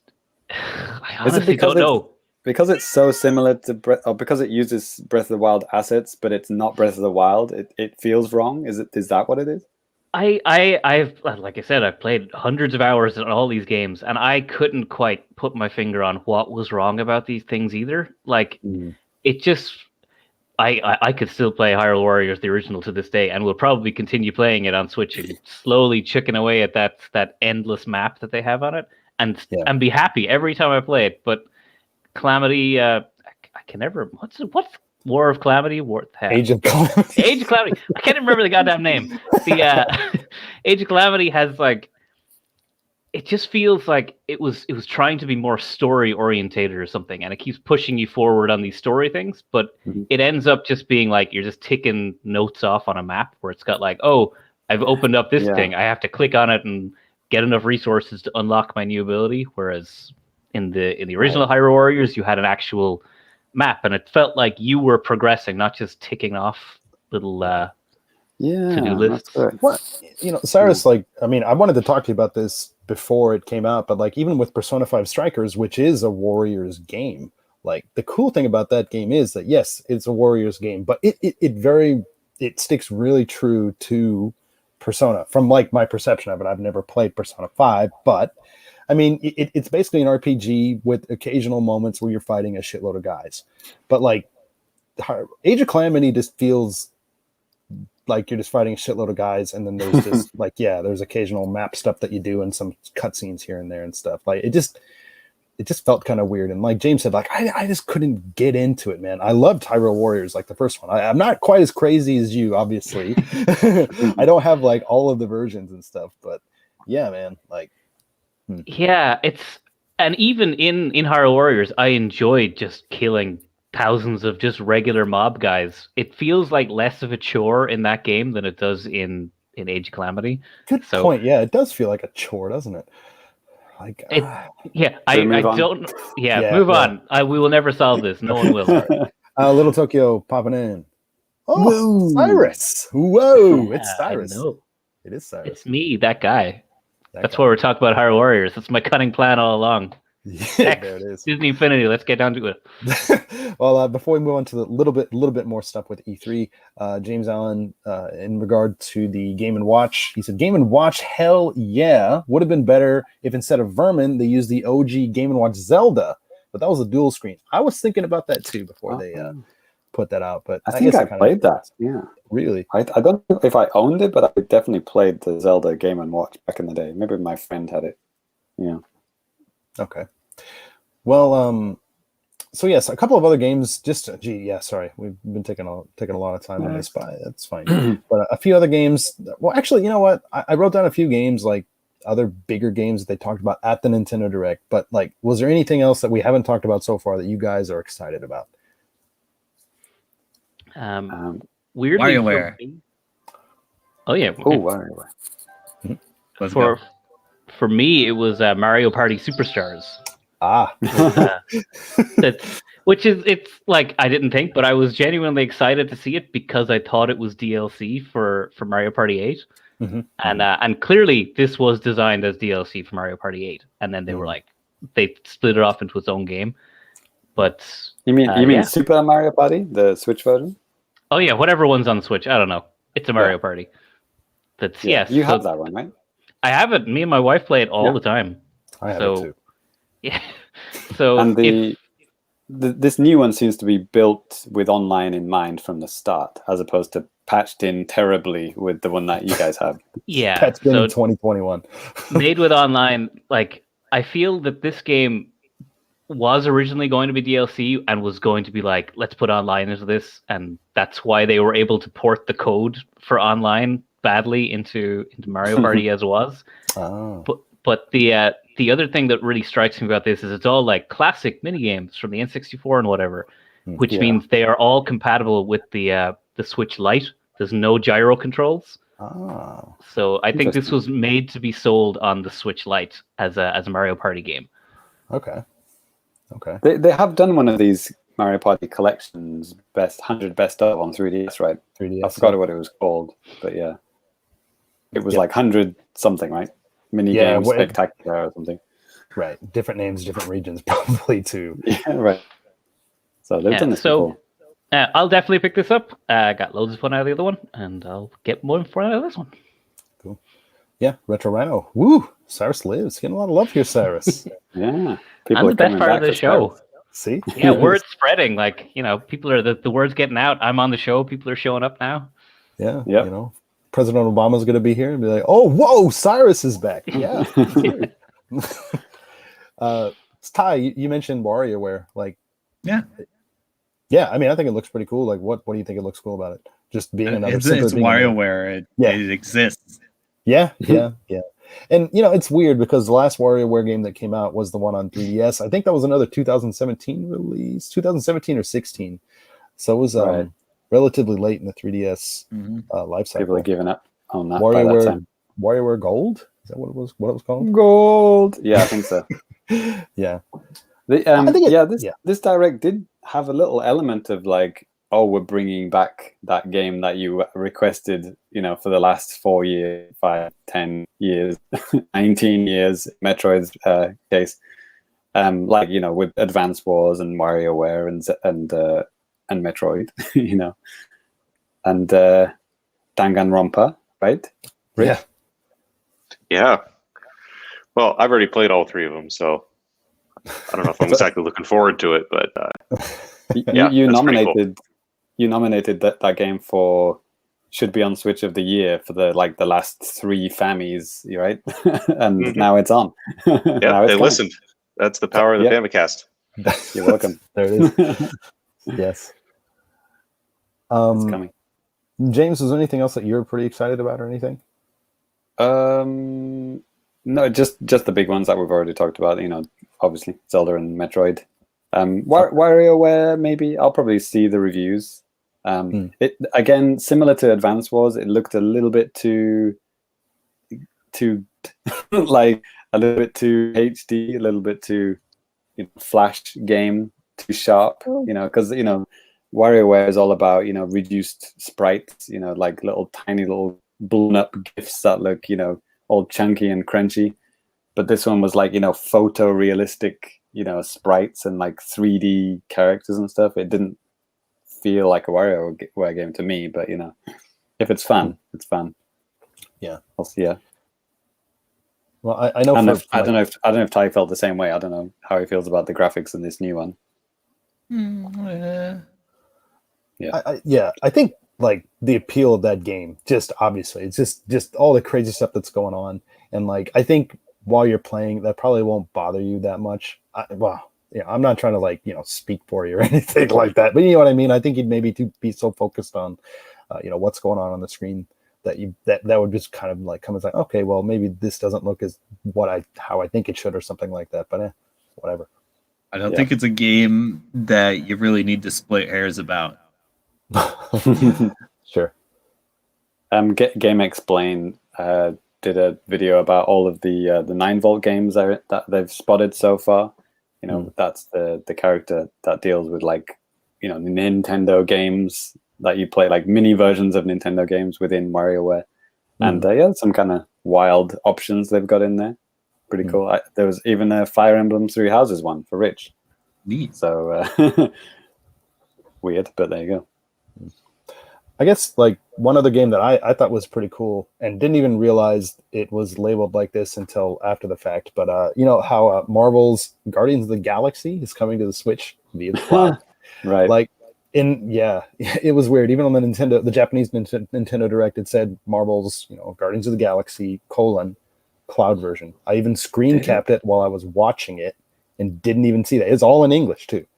I honestly didn't see the words cloud edition. Yeah, on the Western one, they didn't say that at all. Right, that's what right. So it wasn't me not seeing it. It wasn't written on, right? No, on the Japanese one, it literally had it labeled.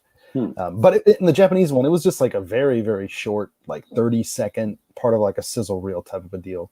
But like, I think that game looks cool. I was watching the Square Enix, some of the stuff for E3, and it seemed neat, like a cool action type of game.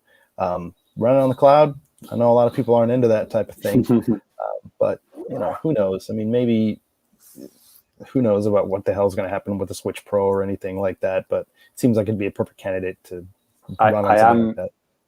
You guys might remember why I'm really holding out for a Switch Pro because my LAN adapter is either broken or just doesn't work with my Switch.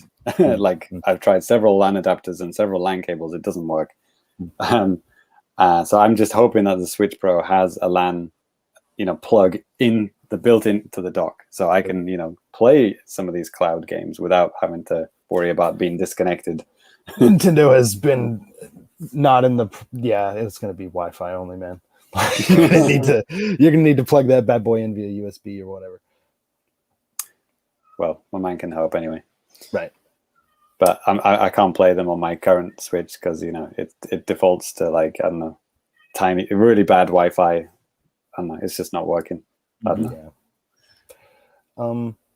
So yeah, I mean, we've kind of touched on this a little bit, and before we close out the Japanese, I mean, there were obviously some things that weren't at E3 that a lot of people were saying were going to be, Switch Pro being the big thing. Yeah. So I mean, there's a lot of rumors going on before before everything happened. They're like, well, it's got to be shown off because third-party developers need it to show the power of their games. Blah blah blah. Obviously, that didn't happen. And I've seen several write-ups about this type of stuff, and I wish I can remember which one said what I'm about to say, and I totally agree with.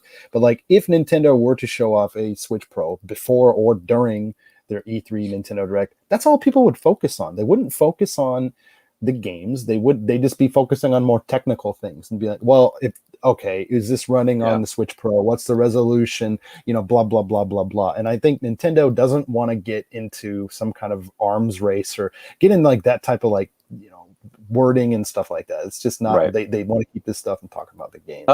That's more of a Microsoft or Sony thing to spend, 45 minutes on how many teraflops their console has. And then, 3 minutes of like a game sizzle reel at the end. Yeah. So, we said last episode, didn't we say like they probably won't show the Switch Pro? I think we said that. I think I said at the beginning of my Reacts video as well. So that's something, because it's an iterative. If the Switch Pro does come out, that's iterative. It's not like a jump from like the Wii U to the Switch. It's not like that at all. This is like DS new 3DS from 3DS. It's like that type of a jump if it's going to be a jump. So like that's something that you can do in its own separate video, and God knows, who knows, Nintendo might even just do like a fucking press release about it, or just like a tweet. They've been known to do stuff like this. So when it's like major console like iterations, like a brand new console, they have done that, right? But like the last time DSi or whatever. I mean, and then like they let off like what, E3 2011 or 2012 talking about the Wii U 2011, and like how well did that go for them? not necessarily just the Wii U, but just like there was so much confusion. Well, it's the Wii U, so that is hands down. I mean, Sairus, you were waiting for this, a Reggie smackdown. You probably missed it, but that is hands down the worst performance Reggie has ever had is the Wii U presentation. He fucked up the console from the very start. He basically sold it as a Wii attachment, and people were like, wait, so I buy the controller and attach it to my Wii? And like, that's it. They just lost like 100 million sales right there, thanks to Reggie. So good job. Yeah, I don't think that's the case. That's exactly what happened, Danny. God damn it. And Sairus agrees with me. All right, and I know Ty does too. Rich, obviously, as well. Okay. Yeah. Yeah, and then obviously other things that didn't show up. I don't think anybody thought would. Metroid Prime 4. Yeah, right. I mean, some people were still holding out hope. It's like, nah. Even when Metroid showed up in the Direct, I didn't think it was Metroid Prime 4. Yeah, well, because literally right before he was like, "Yeah, we're not going to talk about Metroid Prime," or whatever. And Mother 3. Terry Crews tempting us with Mother 3. Right? He was asking for Terry. He said it right. He tweeted it out. When's Mother 3 getting localized? That was real, right? Okay, that was real. I wasn't dreaming. That was real. That wasn't a dream. That was weird. Even his powers don't work sometimes. They don't. I used his deodorant and it didn't even work. Wow. No F-Zero either. Well, I mean, Ty, I know you're a big fan of the series. Just think about it, man. There's nothing fresh they can do with the series. So that's it. The series is done. Yeah, rest in peace. Yeah. Oh my god. You're gonna get me talking about New Super Mario Brothers again, aren't you, Danny? Okay, let's move on. Yeah. All right. Well, that is gonna do it for the news. We got, like I said, we got a lot more stuff to go. And before we move on to Famicast celebration stuff, Ty has a box of garbage for us. Oh yeah, I have 4 boxes of garbage actually. Let's get to work. Oh, all right, this is new for Sairus as well, isn't it? Oh yeah, welcome to hell. Yeah, I was going to comment on how ludicrous your room is looking these days, but all right, so I have 4 boxes of UFO catcher trash. I'll try not to show my address. I didn't peel these labels off. I'll zoom it out a little bit there for you, Ty. Too late, already screenshotted it. Yeah. Well, for those of you out there that this might be the first time, Sairus, I'm talking to you. Right. So Ty plays a bunch of UFO catcher games online. I put the links in the YouTube video and also on the website, so you guys can like actually try these things out for yourself. Whether or not it ships to the prizes will actually ship to your location, that's something I'd say check the website. Right. We're not getting paid for this or anything like that. Ty doesn't get any free plays. He probably should. I do get free plays. Well, I mean, no, free plays specifically for like, talking about it like on the show. Nope. All right. Yes, this is the cat girl maid pillow I was promised. Oh, Months. looks It's like 3D boobs. I don't think so. Okay. Okay. But then again, it is let me vacuum put sealed. them up here, yeah. Pop it open. Let's see what happens. Do they pop out? Yeah. Should I open this? I will. Yeah, it's like a life raft. You just like it unfolds into a full inflatable lady. Right. It just I'd bursts. love if it was a sex like knocks doll over a when it got lamp. mixed up. Oh yeah! Wow. It's like, oh no, that was the package I wasn't supposed to open on the stream. This was I actually won this like 3 months ago, and it turned out to be like a pre-order that I won. What? Yeah. All right. Like I didn't read the fine print, so like I have this random cat girl maid pillow now. There you go. There's your thumbnail. Oh, it's also with Mark Harrison's. Are you supposed to dry hump that thing? I don't think it's big enough.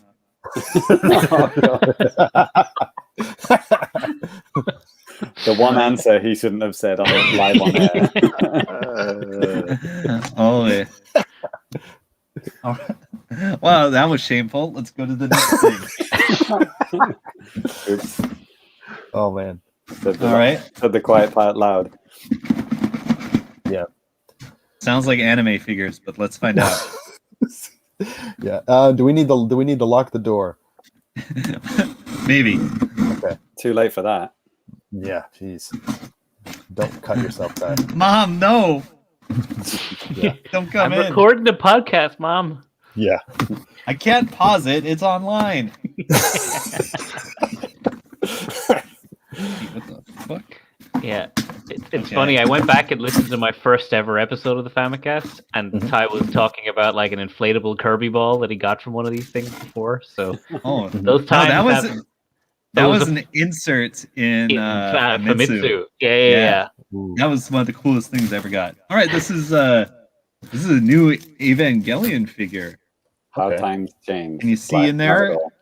It's Asuka. Oscar. Okay. Is Yeah. this figure being censored for some reason? That they're No, not no. letting us look in? Mosaic. Yes. no, it's just it's like a box, and it's The not plastic well makes lit. it look. The plastic makes it look like it's like a mosaic. The plastic bag that it's around. Right. Yeah. Well, Asuka sitting seductively. yep. Looking real cute. All right, so that's 2 boxes down already. Speaking of looking real cute. Hi, James. You're watching Hoarders live on YouTube. Oh God. That's a genuine show, by the way. I don't know if that's Yeah. in America as Isn't well. it an American show? Yeah, that's a think it known is. show. Thank you, Rich. Thank you. Like for people reading. who live in houses which look very similar to how. Please Simon, help like- me. When do you guys? What? Somebody had the idea to like, hey, you should open up all those anime figures. Right, Jesus Christ, that's like the worst mistake of my life. right. Oh, Oh God! Is it good another? news. I do have another goddamn pillow. This is the set. I guess Okay. this is a regular anime made. But why is she standing up? This breaks the illusion completely. It's like Right. it's because she's like 90 centimeters tall. I don't know, dude. Also, So- why is she holding a severed head? Is Yeah, Oh right, I didn't know. I thought it was a cake. that was my question. it'd be great if they took a photo of you when you won the prize, and when it gets shipped out, it was like your severed head on a platter. Mm, Gross. I'd be in for that stuff. yeah. Yeah. I don't know. I just win the prizes. I don't know anything about that. I don't question them. All right. Who wouldn't want Ty's severed head on a plate? Right. Gross. All right. Oh man, Now this is a big one. this one has some weight to it. Oh boy. This is heavy. right? I think they finally sent me that pallet of bricks that I won. Man. All right. I'd love if it accidentally put your office address as the delivery address one time, and these all get sent to your work. Uh huh. All right. Well, there's a lot of packing in here. Okay. Ooh. On the floor it goes. They sent me the free umai. What are these called? Umaibos. Yeah. The greatest of the Japanese snacks. Very good little snacks, and they're cheap. It's like 10 yen a pop. Right. Or cheaper sometimes. All right. This. Oh, that's hefty. Yeah, you can tell. That's like an encyclopedia, isn't it? Yeah. I think it's a shelving unit that I have to put together. I think shelving unit. You know you've got a problem when the UFO company is sending you shelving units. Oh yeah, you'll need it. It's like you'll need 100%. You can. See, oh yeah. Can you see this? Yeah. Unbox that sexy thing. Yeah. Assemble it on air. Special Famicast special. Ty building a shelving unit and eating a Maibo. Yeah. It's dinner. It's ASMR. Oh yeah. This is the one from the video I posted in the Discord where like I broke the claw. It was getting this. Yeah. Wow. It's a shelf. Are you sure you were supposed to be getting this? Like, you didn't just grab a shelf that was in the that had toys on it and like, oh sweet, I won that shelf, and then they had to send it out to you. No, I went for it because I need more shelving units for all my godforsaken anime figures. You need more apartments for your godforsaken anime right. figures. You're gonna have to move out, Ty. This is now not your apartment. Yeah, this is the anime figures apartment now. Yeah. Yes. You don't live here anymore. Please help me. Famicast 200, a cry for help. Right. We need an intervention, that's for sure. Yeah, I gotta just start shipping these out or something. Yeah, God. Okay, so that's that concludes a pretty wild anime bullshit unboxing. Wow. Which did you like, the boring shelf or the Catgirl maid pillow? I was a personal fan of the shelf. I did like the 90 centimeter tall maid though, with your head on it. That wasn't your head. That was weird. Yes. Oh, and I didn't post it, or I don't have it here, but I also won a Dead by Daylight badge. It's on my backpack currently. Oh, nice. It is nice. It's Trapper. Cool. All right. Broken Clawcast. Yeah. Yes. All right. Well, Ty, thank you again for that, man. It's always fun to see what you've got. And Jesus Christ. Yeah, man. It was pretty random this time. Yeah. I gotta say. But yeah, we're going to go ahead and move on to the next part of the show. And I'm going to go ahead and just kind of pass things over to James here. Hey, whoop, whoop. So yeah, this is the final part of Famicast 10 years, part 8 of 8, entitled "We're Getting Too Old for This Shit." This is the last part. Well, we think it is. I have a feeling we're going to get sent in a whole bunch of messages like after this show, so we might have an appendices in the next show. We don't know, 2 or 1. Nice. But let's see how we go anyway. So you may remember in the last episode we had a little technical problem with James Allen's video message that he sent us. So we're just going to start straight off with that one because, yeah, it turns out that his video was too big and StreamYard doesn't like videos over a certain size. So anyway, we shrunk it down a bit and now we have it available. We're going to watch that straight away. Here's James Allen, one of our wonderful patrons. It's James Allen here, one of your Patreons. Just wishing you congratulations on 10 years of the Famicast, and congratulations on all the great work you do on the podcasts and on the website.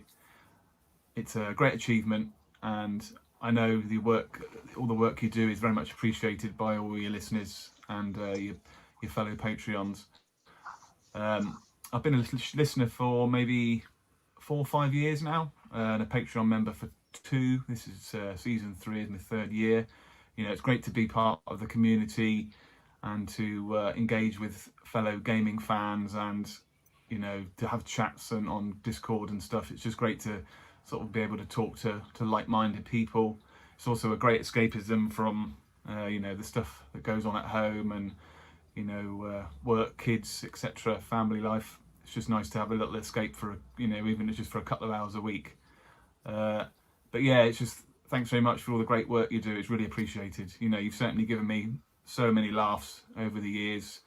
Obviously the infamous game night, which I look forward to every few months. You know, it's just such a brilliant laugh between.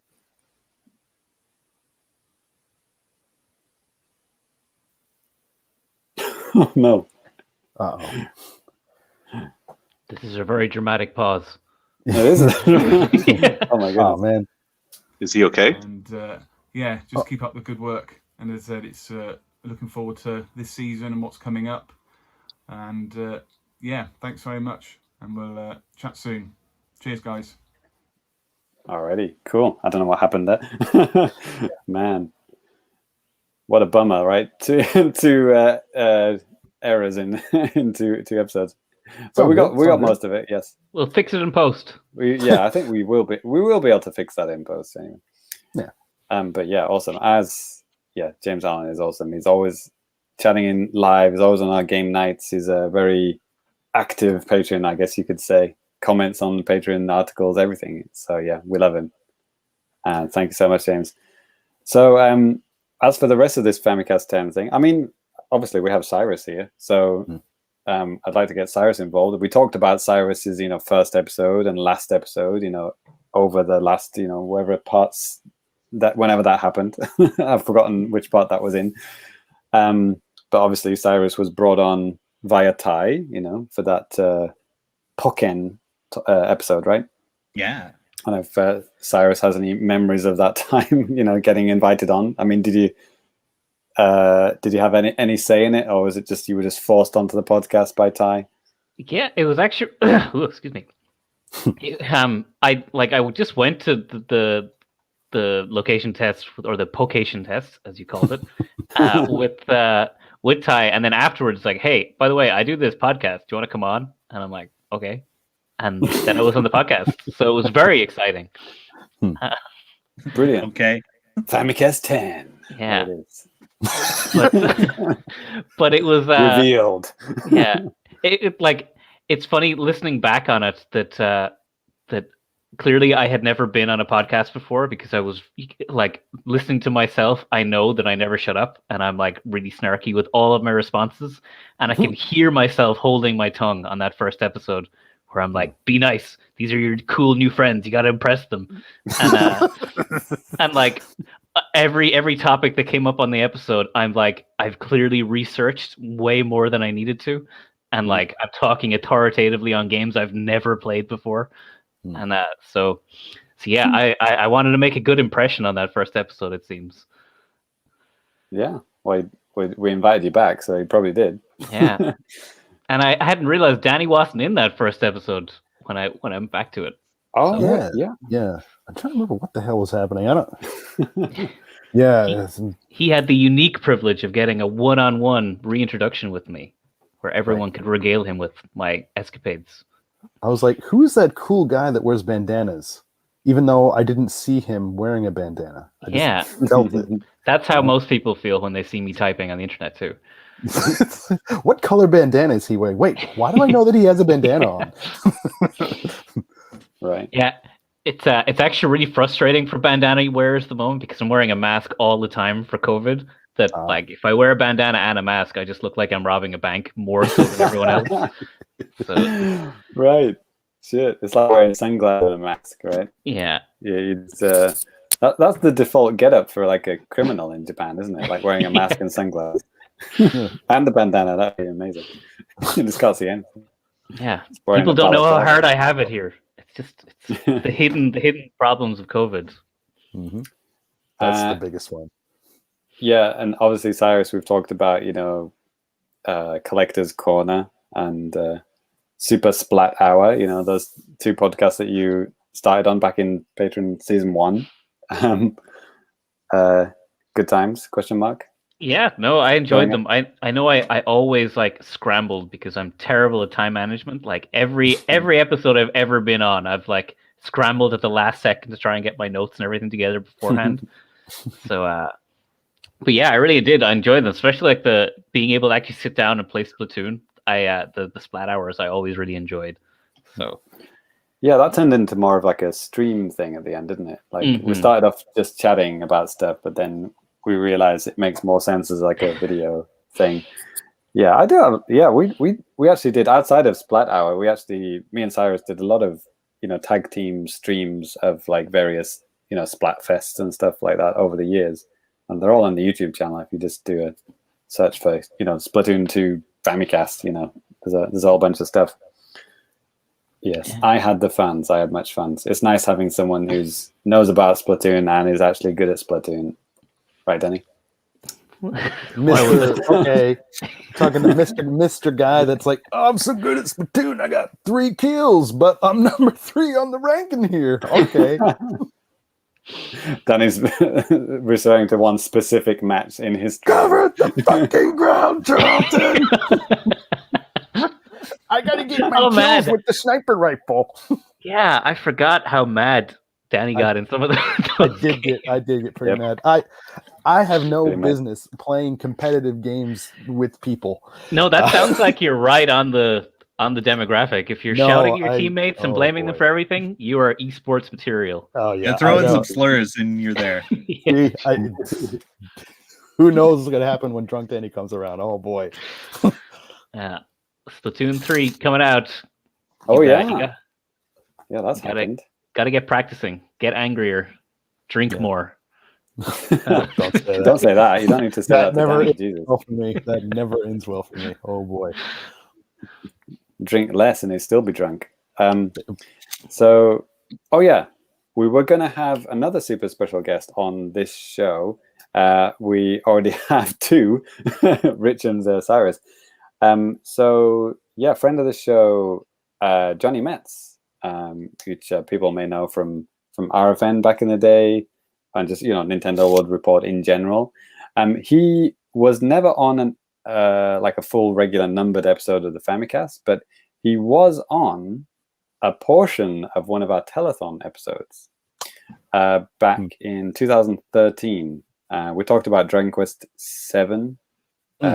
Band Brothers P, Wii U report card. It was just me and Danny and Ty, and then we were joined by Jonny and Gaming Jesus, Mark McDonald.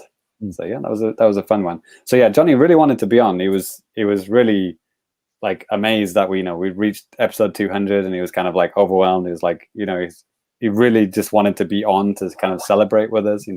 He's a big podcasting guy, and he's a podcast legend, back on NWR. But he was kind enough to send us in an extended video message, which is kind of like replacing him being on the show. And God, I hope this works. I'm before myself. That, Mascarino, he's like, hey, we got to buy JC a machine that can handle more than 480p. Right. Okay, if this doesn't work, we're going to put this in post anyway. But I'm going to try and play Jonny Metz's message. Here we go. It's a few minutes long, so sit down and crack open a brew. Here we go. Jonathan Metz, and I'm so glad to be congratulating you on your 200th episode and your 10th anniversary of the Famicast.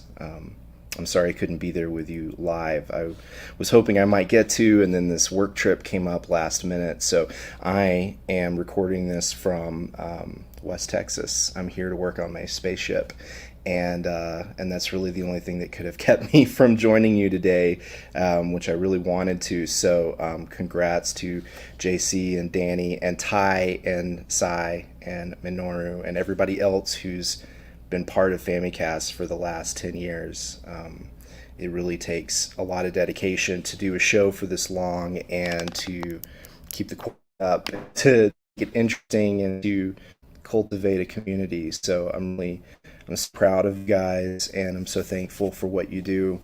I think when I was, growing up as an American kid, interested in Japanese games and culture, but without a lot of access to it or really any real knowledge of it, I would have killed to have a show like yours. And I think there's probably a lot of people now who are very thankful for what you do, and I am one of them.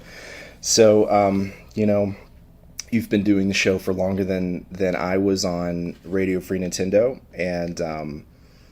and it's really hard work to put out a show on a regular basis like this. So I thank you for what you've done, and I'm just so happy that you guys have found this niche, and that the show that I used to be part of kind of helped you get it off the ground and gave you a platform in the early days, to share a feed and to bring something special to our audience. And I know they appreciated it because I heard about it all the time, and I think it was really great that that we could help you in that way, and that you helped us in that way. And now that you've become your own independent thing, it's pretty awesome that you guys are still going and you're still doing this, and I love it. And I love that my old friend Ty, who I've known for now over 20 years, has become a big part of Famicast, and that you guys all have linked up and have done things together over the years.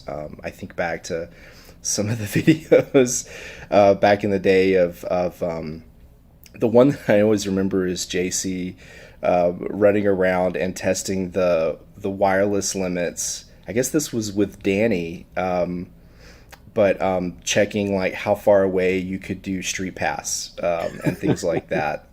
Just testing out all these cool things, and you guys are often at the forefront of coverage of new technologies, new games, new systems as they come out, and I just think you provide a really great service, and you have a lot of fun doing it. So I'm very thankful for that, and I wish you the very best, and I hope this is a really happy anniversary and celebration for you. So thanks for letting me be a part of it, and here's to 1,000 more years of Famicast, and lots more great things to come.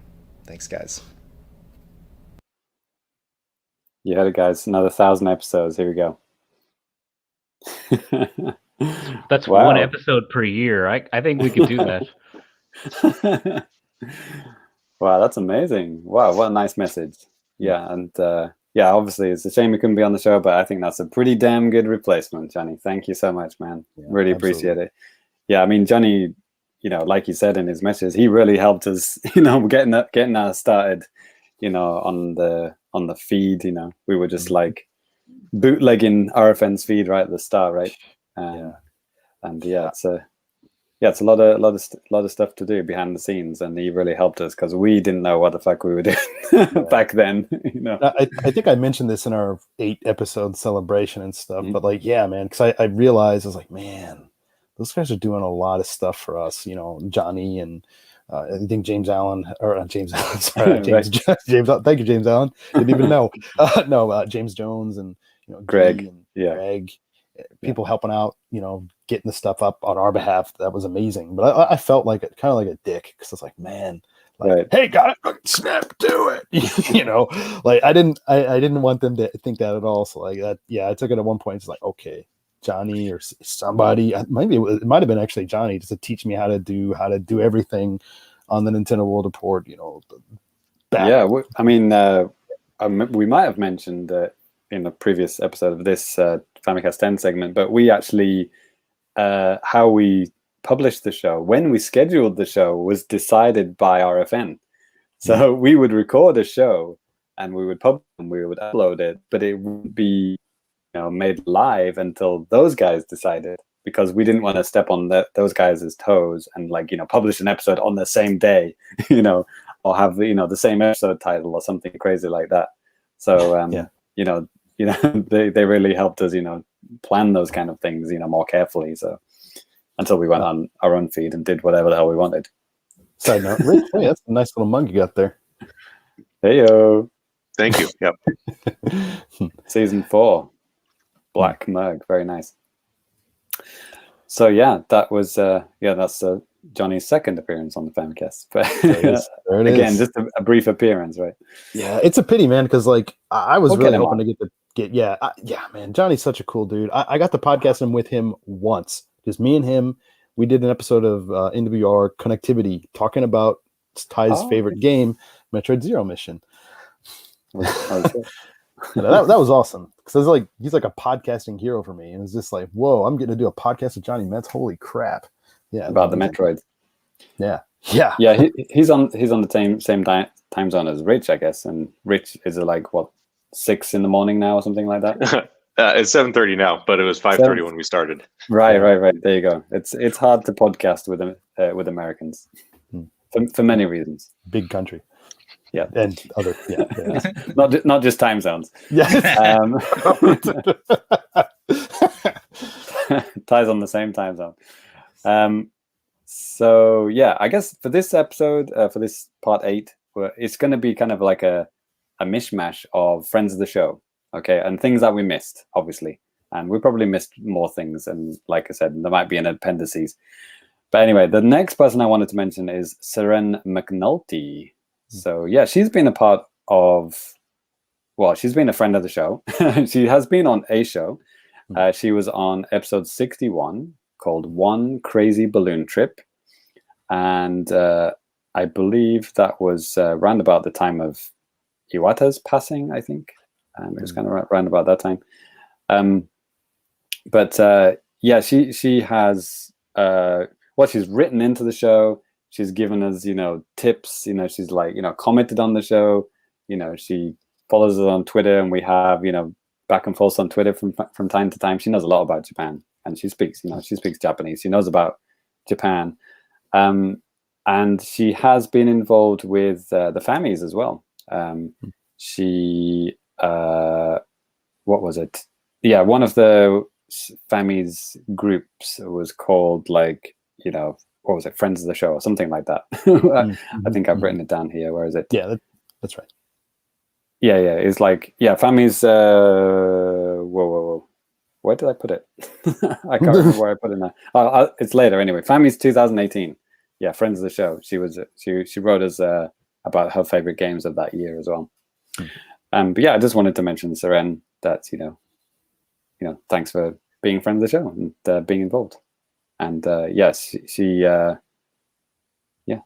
Well, I was going to say she will be missed. She's alive. What am I talking about? God, jeez, James. We should have her back on. That's what I was going to say. Make up your mind. One Crazy Balloon Trip, 61. Holy shit, that's a long time ago. That'd have been like 2015. Yeah. Next person is Cheesemeister. He first appeared on the telethon episode with John Davis. We had John Davis on a couple of episodes back. Yep.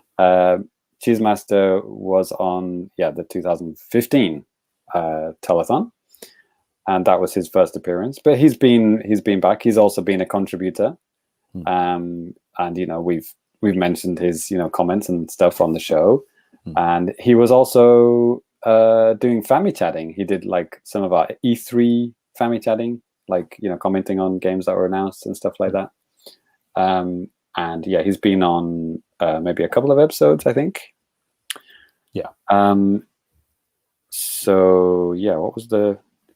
Did I write it down? Maybe I didn't. I'll get to that later anyway.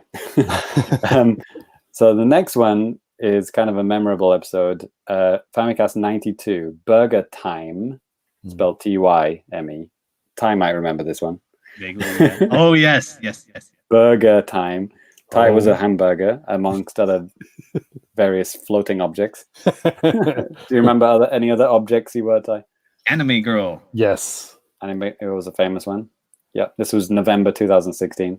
There were no Nintendo games to play, so that was like the most entertainment Nintendo fans could have at the time. Pretty much.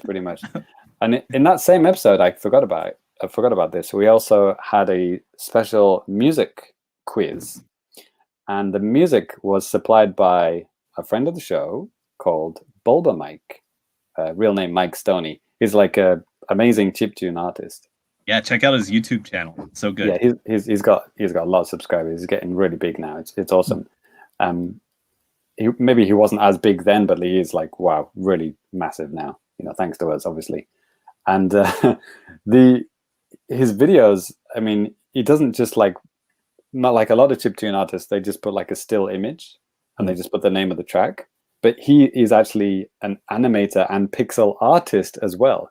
And he actually animates, like if he does a Mega Man track, he'll actually do like a Mega Man X animation, in time with the song that he's made. Is like, yeah, absolute genius. We've probably used dozens of his songs and remixes in the Famicast over the years. So he's kind of like this kind of hidden friend of the show, so to speak. But I am in contact with him, and yeah, he's awesome. And yeah, you should follow him, Bulba Mike on Twitter. He's great, and YouTube. So yes, the other one I wanted to mention, December 2016. This is Vinyl Tap.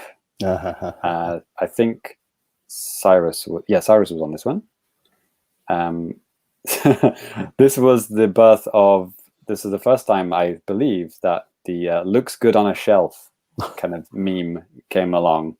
Nice. Maybe I think maybe Sairus actually came up with that. Danny was talking about some bullshit that he'd bought but not played. Yeah, some other game that he'd only played for 20 minutes and then put it on a shelf. Yeah, anyway. But in that episode we had kind of like a precursor to the Fammies, because I don't know if you guys remember, the Fammies was only a thing when we went solo. Before that, we used to do by like 3DS game time. We just used to look at our 3DS and just like read off what we'd played, like the top games we played. That was the end of the year show. Well, it wasn't even an end of the year show. It was just a 30-minute segment on the last episode of the year. So, yeah. So yeah, that was kind of like a pre-Fammies. Yeah, that was the last one before we actually went solo as well. So, so another friend of the show, Liam Robertson. We've mentioned him before. He's been on 2 shows, 102 and 170, Unseen Switchy 5 and Isolation Island. He's a member of like the Unseen 64 and like the game history, game secrets and all that kind of stuff. He's the guy who leaked Rabbids. He's how we knew about Rabbids. Yeah, and actually, oddly enough, that he was talking to us about that on the episode that, because it was like right before E3 or whatever, and he's like, "Hey, yo, check this stuff out, guys." We're like, "Whoa, what?" Yeah, I think he showed the Yeah. promotional artwork for that live on our show, right? Not live. It was he showed it to us after, like everything was done. Oh, he did. Like, okay. We weren't live. We weren't live, but he showed it to us. Oh shit. Okay, maybe I shouldn't have said that then. Delete that. Whatever. Yeah. So we saw it. Yeah. But then it became public, the next week or whatever, right? Yeah. It wasn't. Yeah. It's like share your secrets with us. Right. Anyway, we have a message from Liam Robertson, friend of the show. Here we go.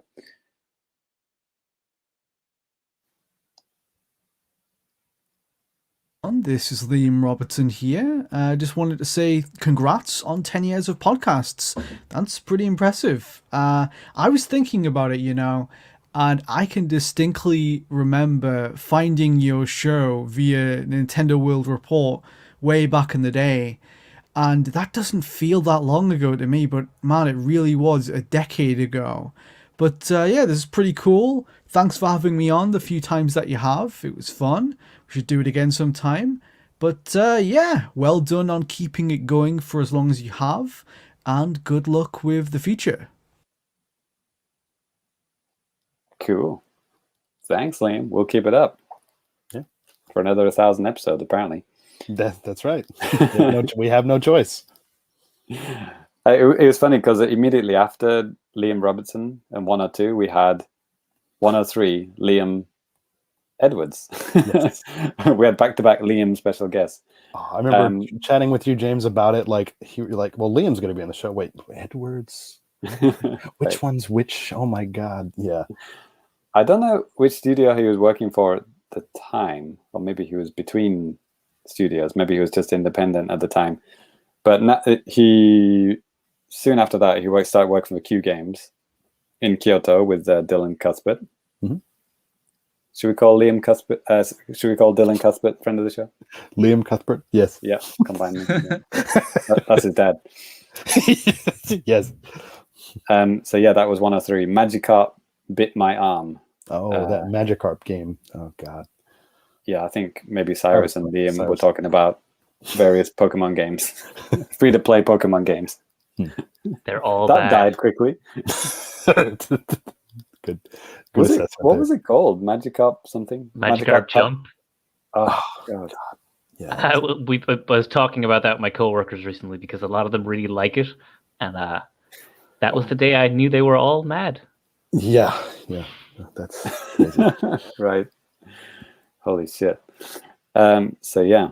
So Liam Edwards, yes, I've met him. I don't know if you've met him at the TGS, various TGSs. Yeah, we've met him a bunch of times, before and after, Q Game stuff. He's a cool guy, and he's obviously a game designer, a game programmer, and general cool guy. We don't have a message from him, but just wanted to mention him. So what is it? Oh yeah, the Famicast 2017. That was our first ever full awards show. The first time we just dedicated an entire episode to awards, and obviously Sairus was there. Sairus, you love the Famicast, don't you? I do like the Famicast. They're great times. Yeah, 4 hours. They arguing are about games. They are a marathon, but they're always good fun. Like I love the random, like the joke awards at the end. Those are always fun. But they're not jokes, Cyrus. They're deadly serious. Everything you say is a joke to me, James. It's fine. Right. It is good times. Yes, it is. Oh yes, back to Cheesemeister. Episode 118, Cardboard. Cheesemeister was on the show, like a proper show. I think that was the first time on like a regular numbered episode. So yeah, he'd on the telethon like we just mentioned. That was his first one. And then immediately after, in June 2018, he was on the Family Chatting, where he kind of gave his various comments on things that were announced in that E3. I'm just trying to remember what the hell was announced in in E3 2018. Yeah, I was just looking at that. I was just literally looking at that the other day, and I already forgot. Here it is. Oh yes, My Friend Pedro. Yeah, I remember that. I bought that. That was good. Good game. Okay. Oh yeah, everyone was here. Everyone is here. We had a massive, like, how many? 5 people family chat in here. Okay. Various things that were not interesting. Oh yeah, that one. The Star Fox thing. Starlink. Yeah, I played that. Good game, kind of. Yeah. That's why I stopped. Oh, there it is. I'm a sucker for Toys to Life. Yep, sounds about right. You ended up getting it for $3, that version, right? Yeah, I got the digital version because the physical one is just straight up worse. It's just more complicated and awkward than buying it digitally. Mm-hmm. Right. Yeah, I bought it digitally for like a very low price as well. Yeah, it took a long time to get down in price in Japan. Holy shit! There's a GameStop around the corner from my house. They still have a full set of Starlink toys dropping in price every couple of weeks. Those are now. That's just for the shelf. You get the digital version for $1, and then you get the toys for like 50 cents, and it's like boom. Yeah, not in Japan. The game was 7,000 yen for like the entire duration of the game, and then the toys didn't go down ever. That's the weird thing about Japan, isn't it? They just keep it full price, and then one day it just disappears. I do think that game, it did go on like fire sale until it disappeared, which didn't take very long because nobody cared. Right.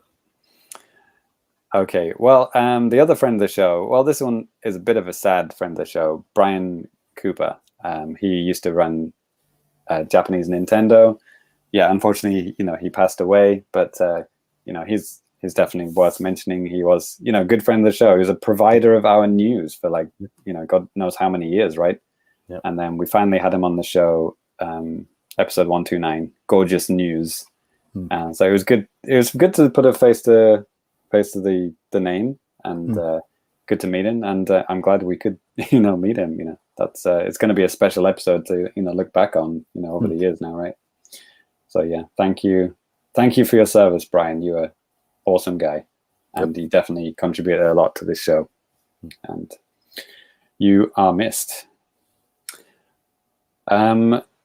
So yeah, we actually had Brian on our Friends of the Show Fammies 2018. We had Liam Robertson, Bulba Mike, the music guy that I mentioned. I'm tying all these, these strings together now. We had Seren and we had Brian, all contributing to Fammies 2018, their most played games of the year. So I'm trying to remember. It was probably Smash Brothers. I think Smash was out in 2018, right? Yeah, it just came out, right? Yep. Yes. So yeah, here we are. There's Brian. There's Liam. We just had him, and there's Mike Stoney, aka Bulba Mike, and Seren. So yeah, that was a good time. It was good having that kind of celebrity games, friends of the show group on that Family. That was cool. Okay, and then 2018 we also started. Was that the first summer of streams? I'm trying to remember. Yes, because we had all the equipment and stuff like that. Thanks to people like Rich, we were able to make YouTube videos and stuff like that of varying degrees of quality. You're welcome. But hey, I think over the years, we've been kind of fine tuning our craft and stuff like that. So hopefully you guys are enjoying that content from the Famicast too.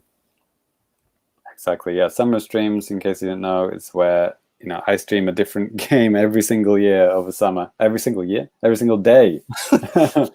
From when is it?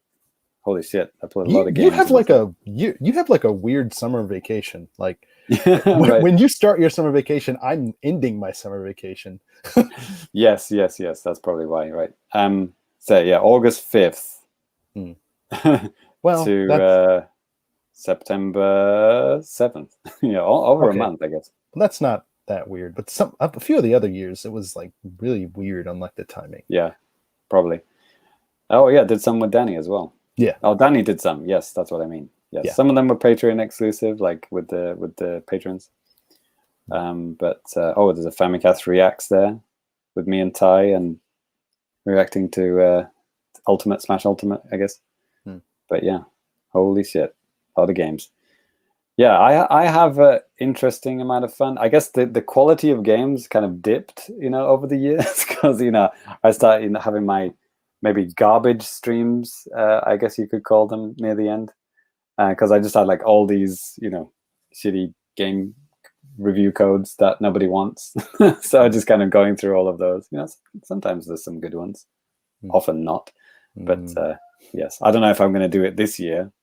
We'll see. I don't think I did it last year. Did I do it last year? Maybe I did. It was late. That was really late. Yeah. Like it was in September and leading into October. Yeah, well, everything was delayed because of, the end of times. So yeah, I think my summer vacation was delayed. I think that's probably why. Okay. Yeah. So yeah, Sairus's last show. We already talked about this. Oh, he's already gone. 2019 October. Oh no, I can't bring Sairus back. He's not going to come back. Okay. Yeah. Anyway, we had summer streams 2019, 2020. Yes, and then PushDustIn. Yes, he's I guess relatively new ? Friend of the show. I mean, no, he's kind of always been. I always followed him on Twitter, but more in the last year or so, he's been more, in touch with us, I guess, and he was on the show. Yeah. He was on episode 190, called Pushin' Noodles. Mm-hmm. That was January of this year, January 2021. So that was cool because, you know, he does a lot of Smash rumors and, you know, like Smash news, Smash translations. You know, he's heavily involved in the Smash, you know, community. And now he works at Q Games as well, right? Yeah. It's funny. Yeah. PR manager or whatever. Or something. Yeah. That's cool. And he sent us a video message as well. So I'll play that right now. PushDustIn, and I just wanted to wish the Famicast a very special happy 10th birthday. I've gotten a chance to interact with James and Danny and Ty a couple of times in my time here in Japan, and it's absolutely wonderful that they continue to bring news straight from Japan to all the passionate gamers all around the world. Without the Famicast, we wouldn't have that much reporting on the grounds in Japan, and the Nintendo community definitely owes a lot of information to them. So I wanted to give them a special happy 10th birthday message, and I look forward to seeing you guys again at the next Bit Summit or Tokyo Game Show. Cool. Nice. Next Bit Summit or Tokyo Game Show. Right. God, hope it's Bit Summit. Right. Oh, Sairus is back. Hey. So Sairus, we were just about to talk about your last episode. We briefly mentioned it in a previous part of this segment, but here it is: 159 minus a Sairus. Excellent name, by the way. I always like that. Do you like the shamrock? That's with the frowny face. Spared no expense. Oh man, that was the last video game you played as well, Sairus. It looks like, is it Resident Evil 4? Yeah, probably Resi 4. That was my ongoing quest to complete all the Resis. How did you get on with that? I liked it, but it didn't live up to like all the hype of like one of the best games ever made. Get the hell out of here! Like, you're talking about 4? 4, yeah. Like, it's fine, but controversial opinion. I prefer Resident Evil 6 to Resident Evil 4. Oh no, I was joking. No, what? Yeah, I genuinely like when I played. Maybe it was because the bar had been set so high for 4, and I went into it being like, "This is the greatest game," and I'm like, "Okay, it's fine." And the bar was set so low for 6 that I came in with, "Oh, this is actually really good." That's always an interesting way to go into games and stuff, right? Like that happened to me with the first Assassin's Creed. Like people said, this game is just kind of mediocre, and I played it. I was like, man, I loved it. Yeah, I could definitely see that with Resident Evil. I mean, yeah, 4 has been blown out of the water. I guess maybe like technologically wise, 6 would probably be a lot better because it's just kind of like a better realization, more modern platform. I think 4 is like that, you know, when you see The Matrix. If you saw The Matrix now, never having seen another movie from the 90s onwards. Another movie, period. Yes. Yeah, it's like The Matrix is like revolutionary, but now if you saw it, you know, you'd be just like, oh, this is just like another 90s action movie with leather jackets and bullet time. It's like Resident Evil just did it so well in 4. I think everything after it has just been building on the formula. So, but yeah, it was good. So yeah, I was going to ask you, like, you know, what was it like? I mean, you were in Japan in that episode, right? I think, yeah. Was I? No. If I was playing 4, I was in Ireland. So yeah. I think up to that point, I was finding it harder and harder to just like even get onto the Famicast because my schedule was just totally crazy pants. My commute to my job alone was taking like 4 hours to get to work. So I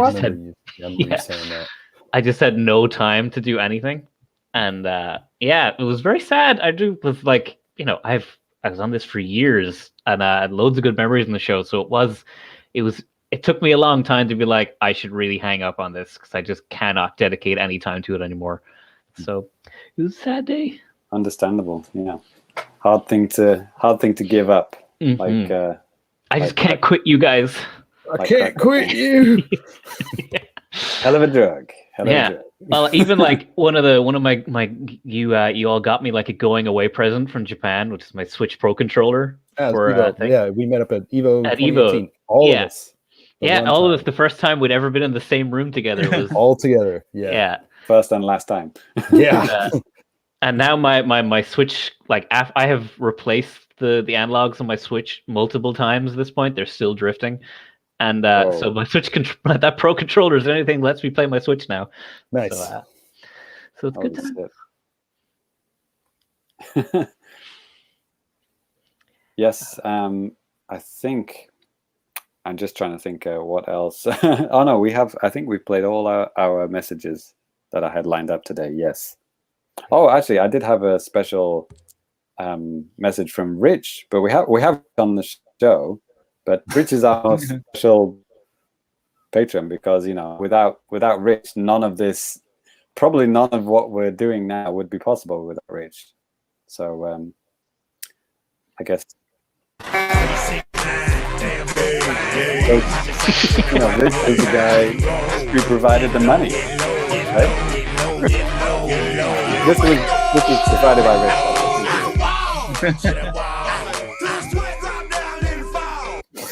So, Great song choice. Random asides. Do you remember Excite Trucks on the Wii? Mhm. Yes. That's that game we played all the time in college. I can't even remember. Was that song in Excite Trucks? No. What you can do with that game, you can put music on an SD card and it can read off. Okay. Well, when I was in college, that was the only song we ever playing in Excite Trucks. So those two things are like permanently linked in my brain. Wow. Good. Excite Trucks. it was Sairus. It was also Need for Speed Underground. It was on the soundtrack of that game. Oh. So Yeah. Nice.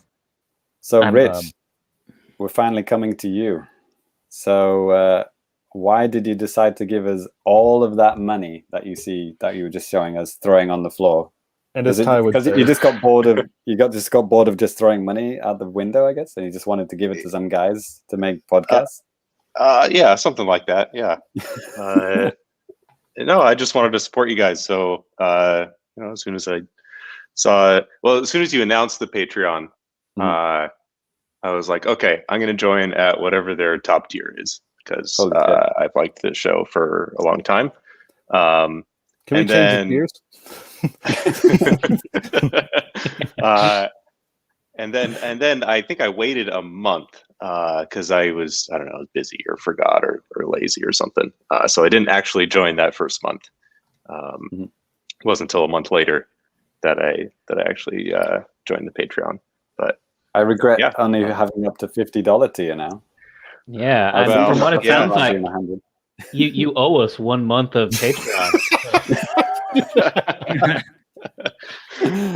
Just send the check for $50 and we're waiting for it. And the amazing thing was one of our top tier rewards was having some beautiful pixel art made by Sairus, and Rich was the only guy who didn't even want that. It was like, what?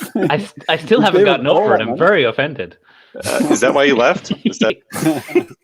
Yeah, I've got my shrine to you here. Just all the pixel art that I was never able to shower you with.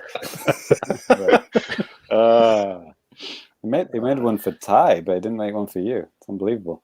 And you're scraping the barrel when you say something like that. Even I got one.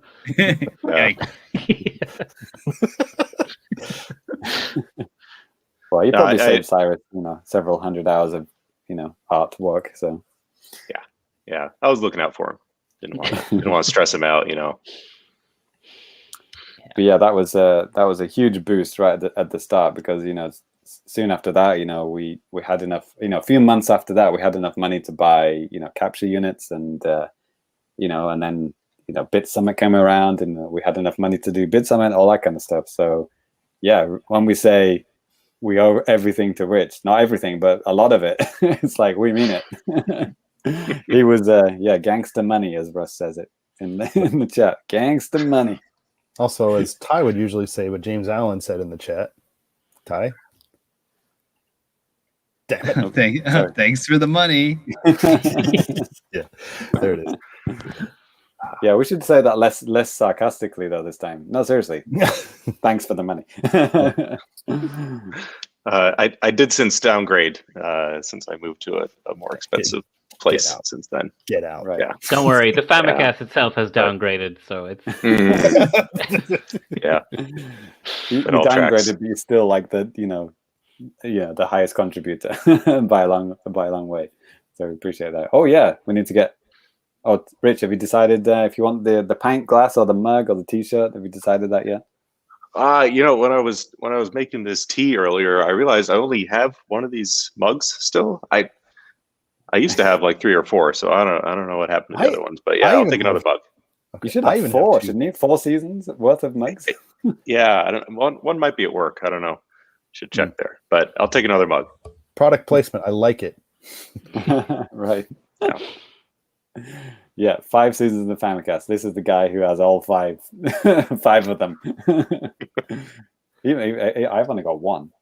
Oh, I just got the new one that just came in. I would love to show you guys, but it's down in the kitchen. Good job. Same with the pint glasses. Oh my god, they turned out really well, actually. Really heavy duty glasses. You could literally kill a man with them. Yeah, just be careful out there.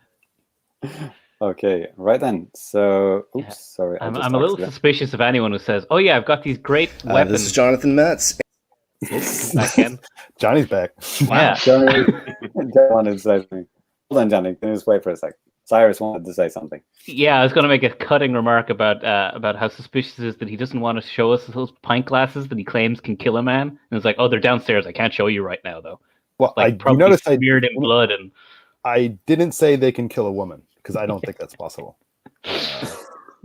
I might not be on the show for the next couple of months, guys.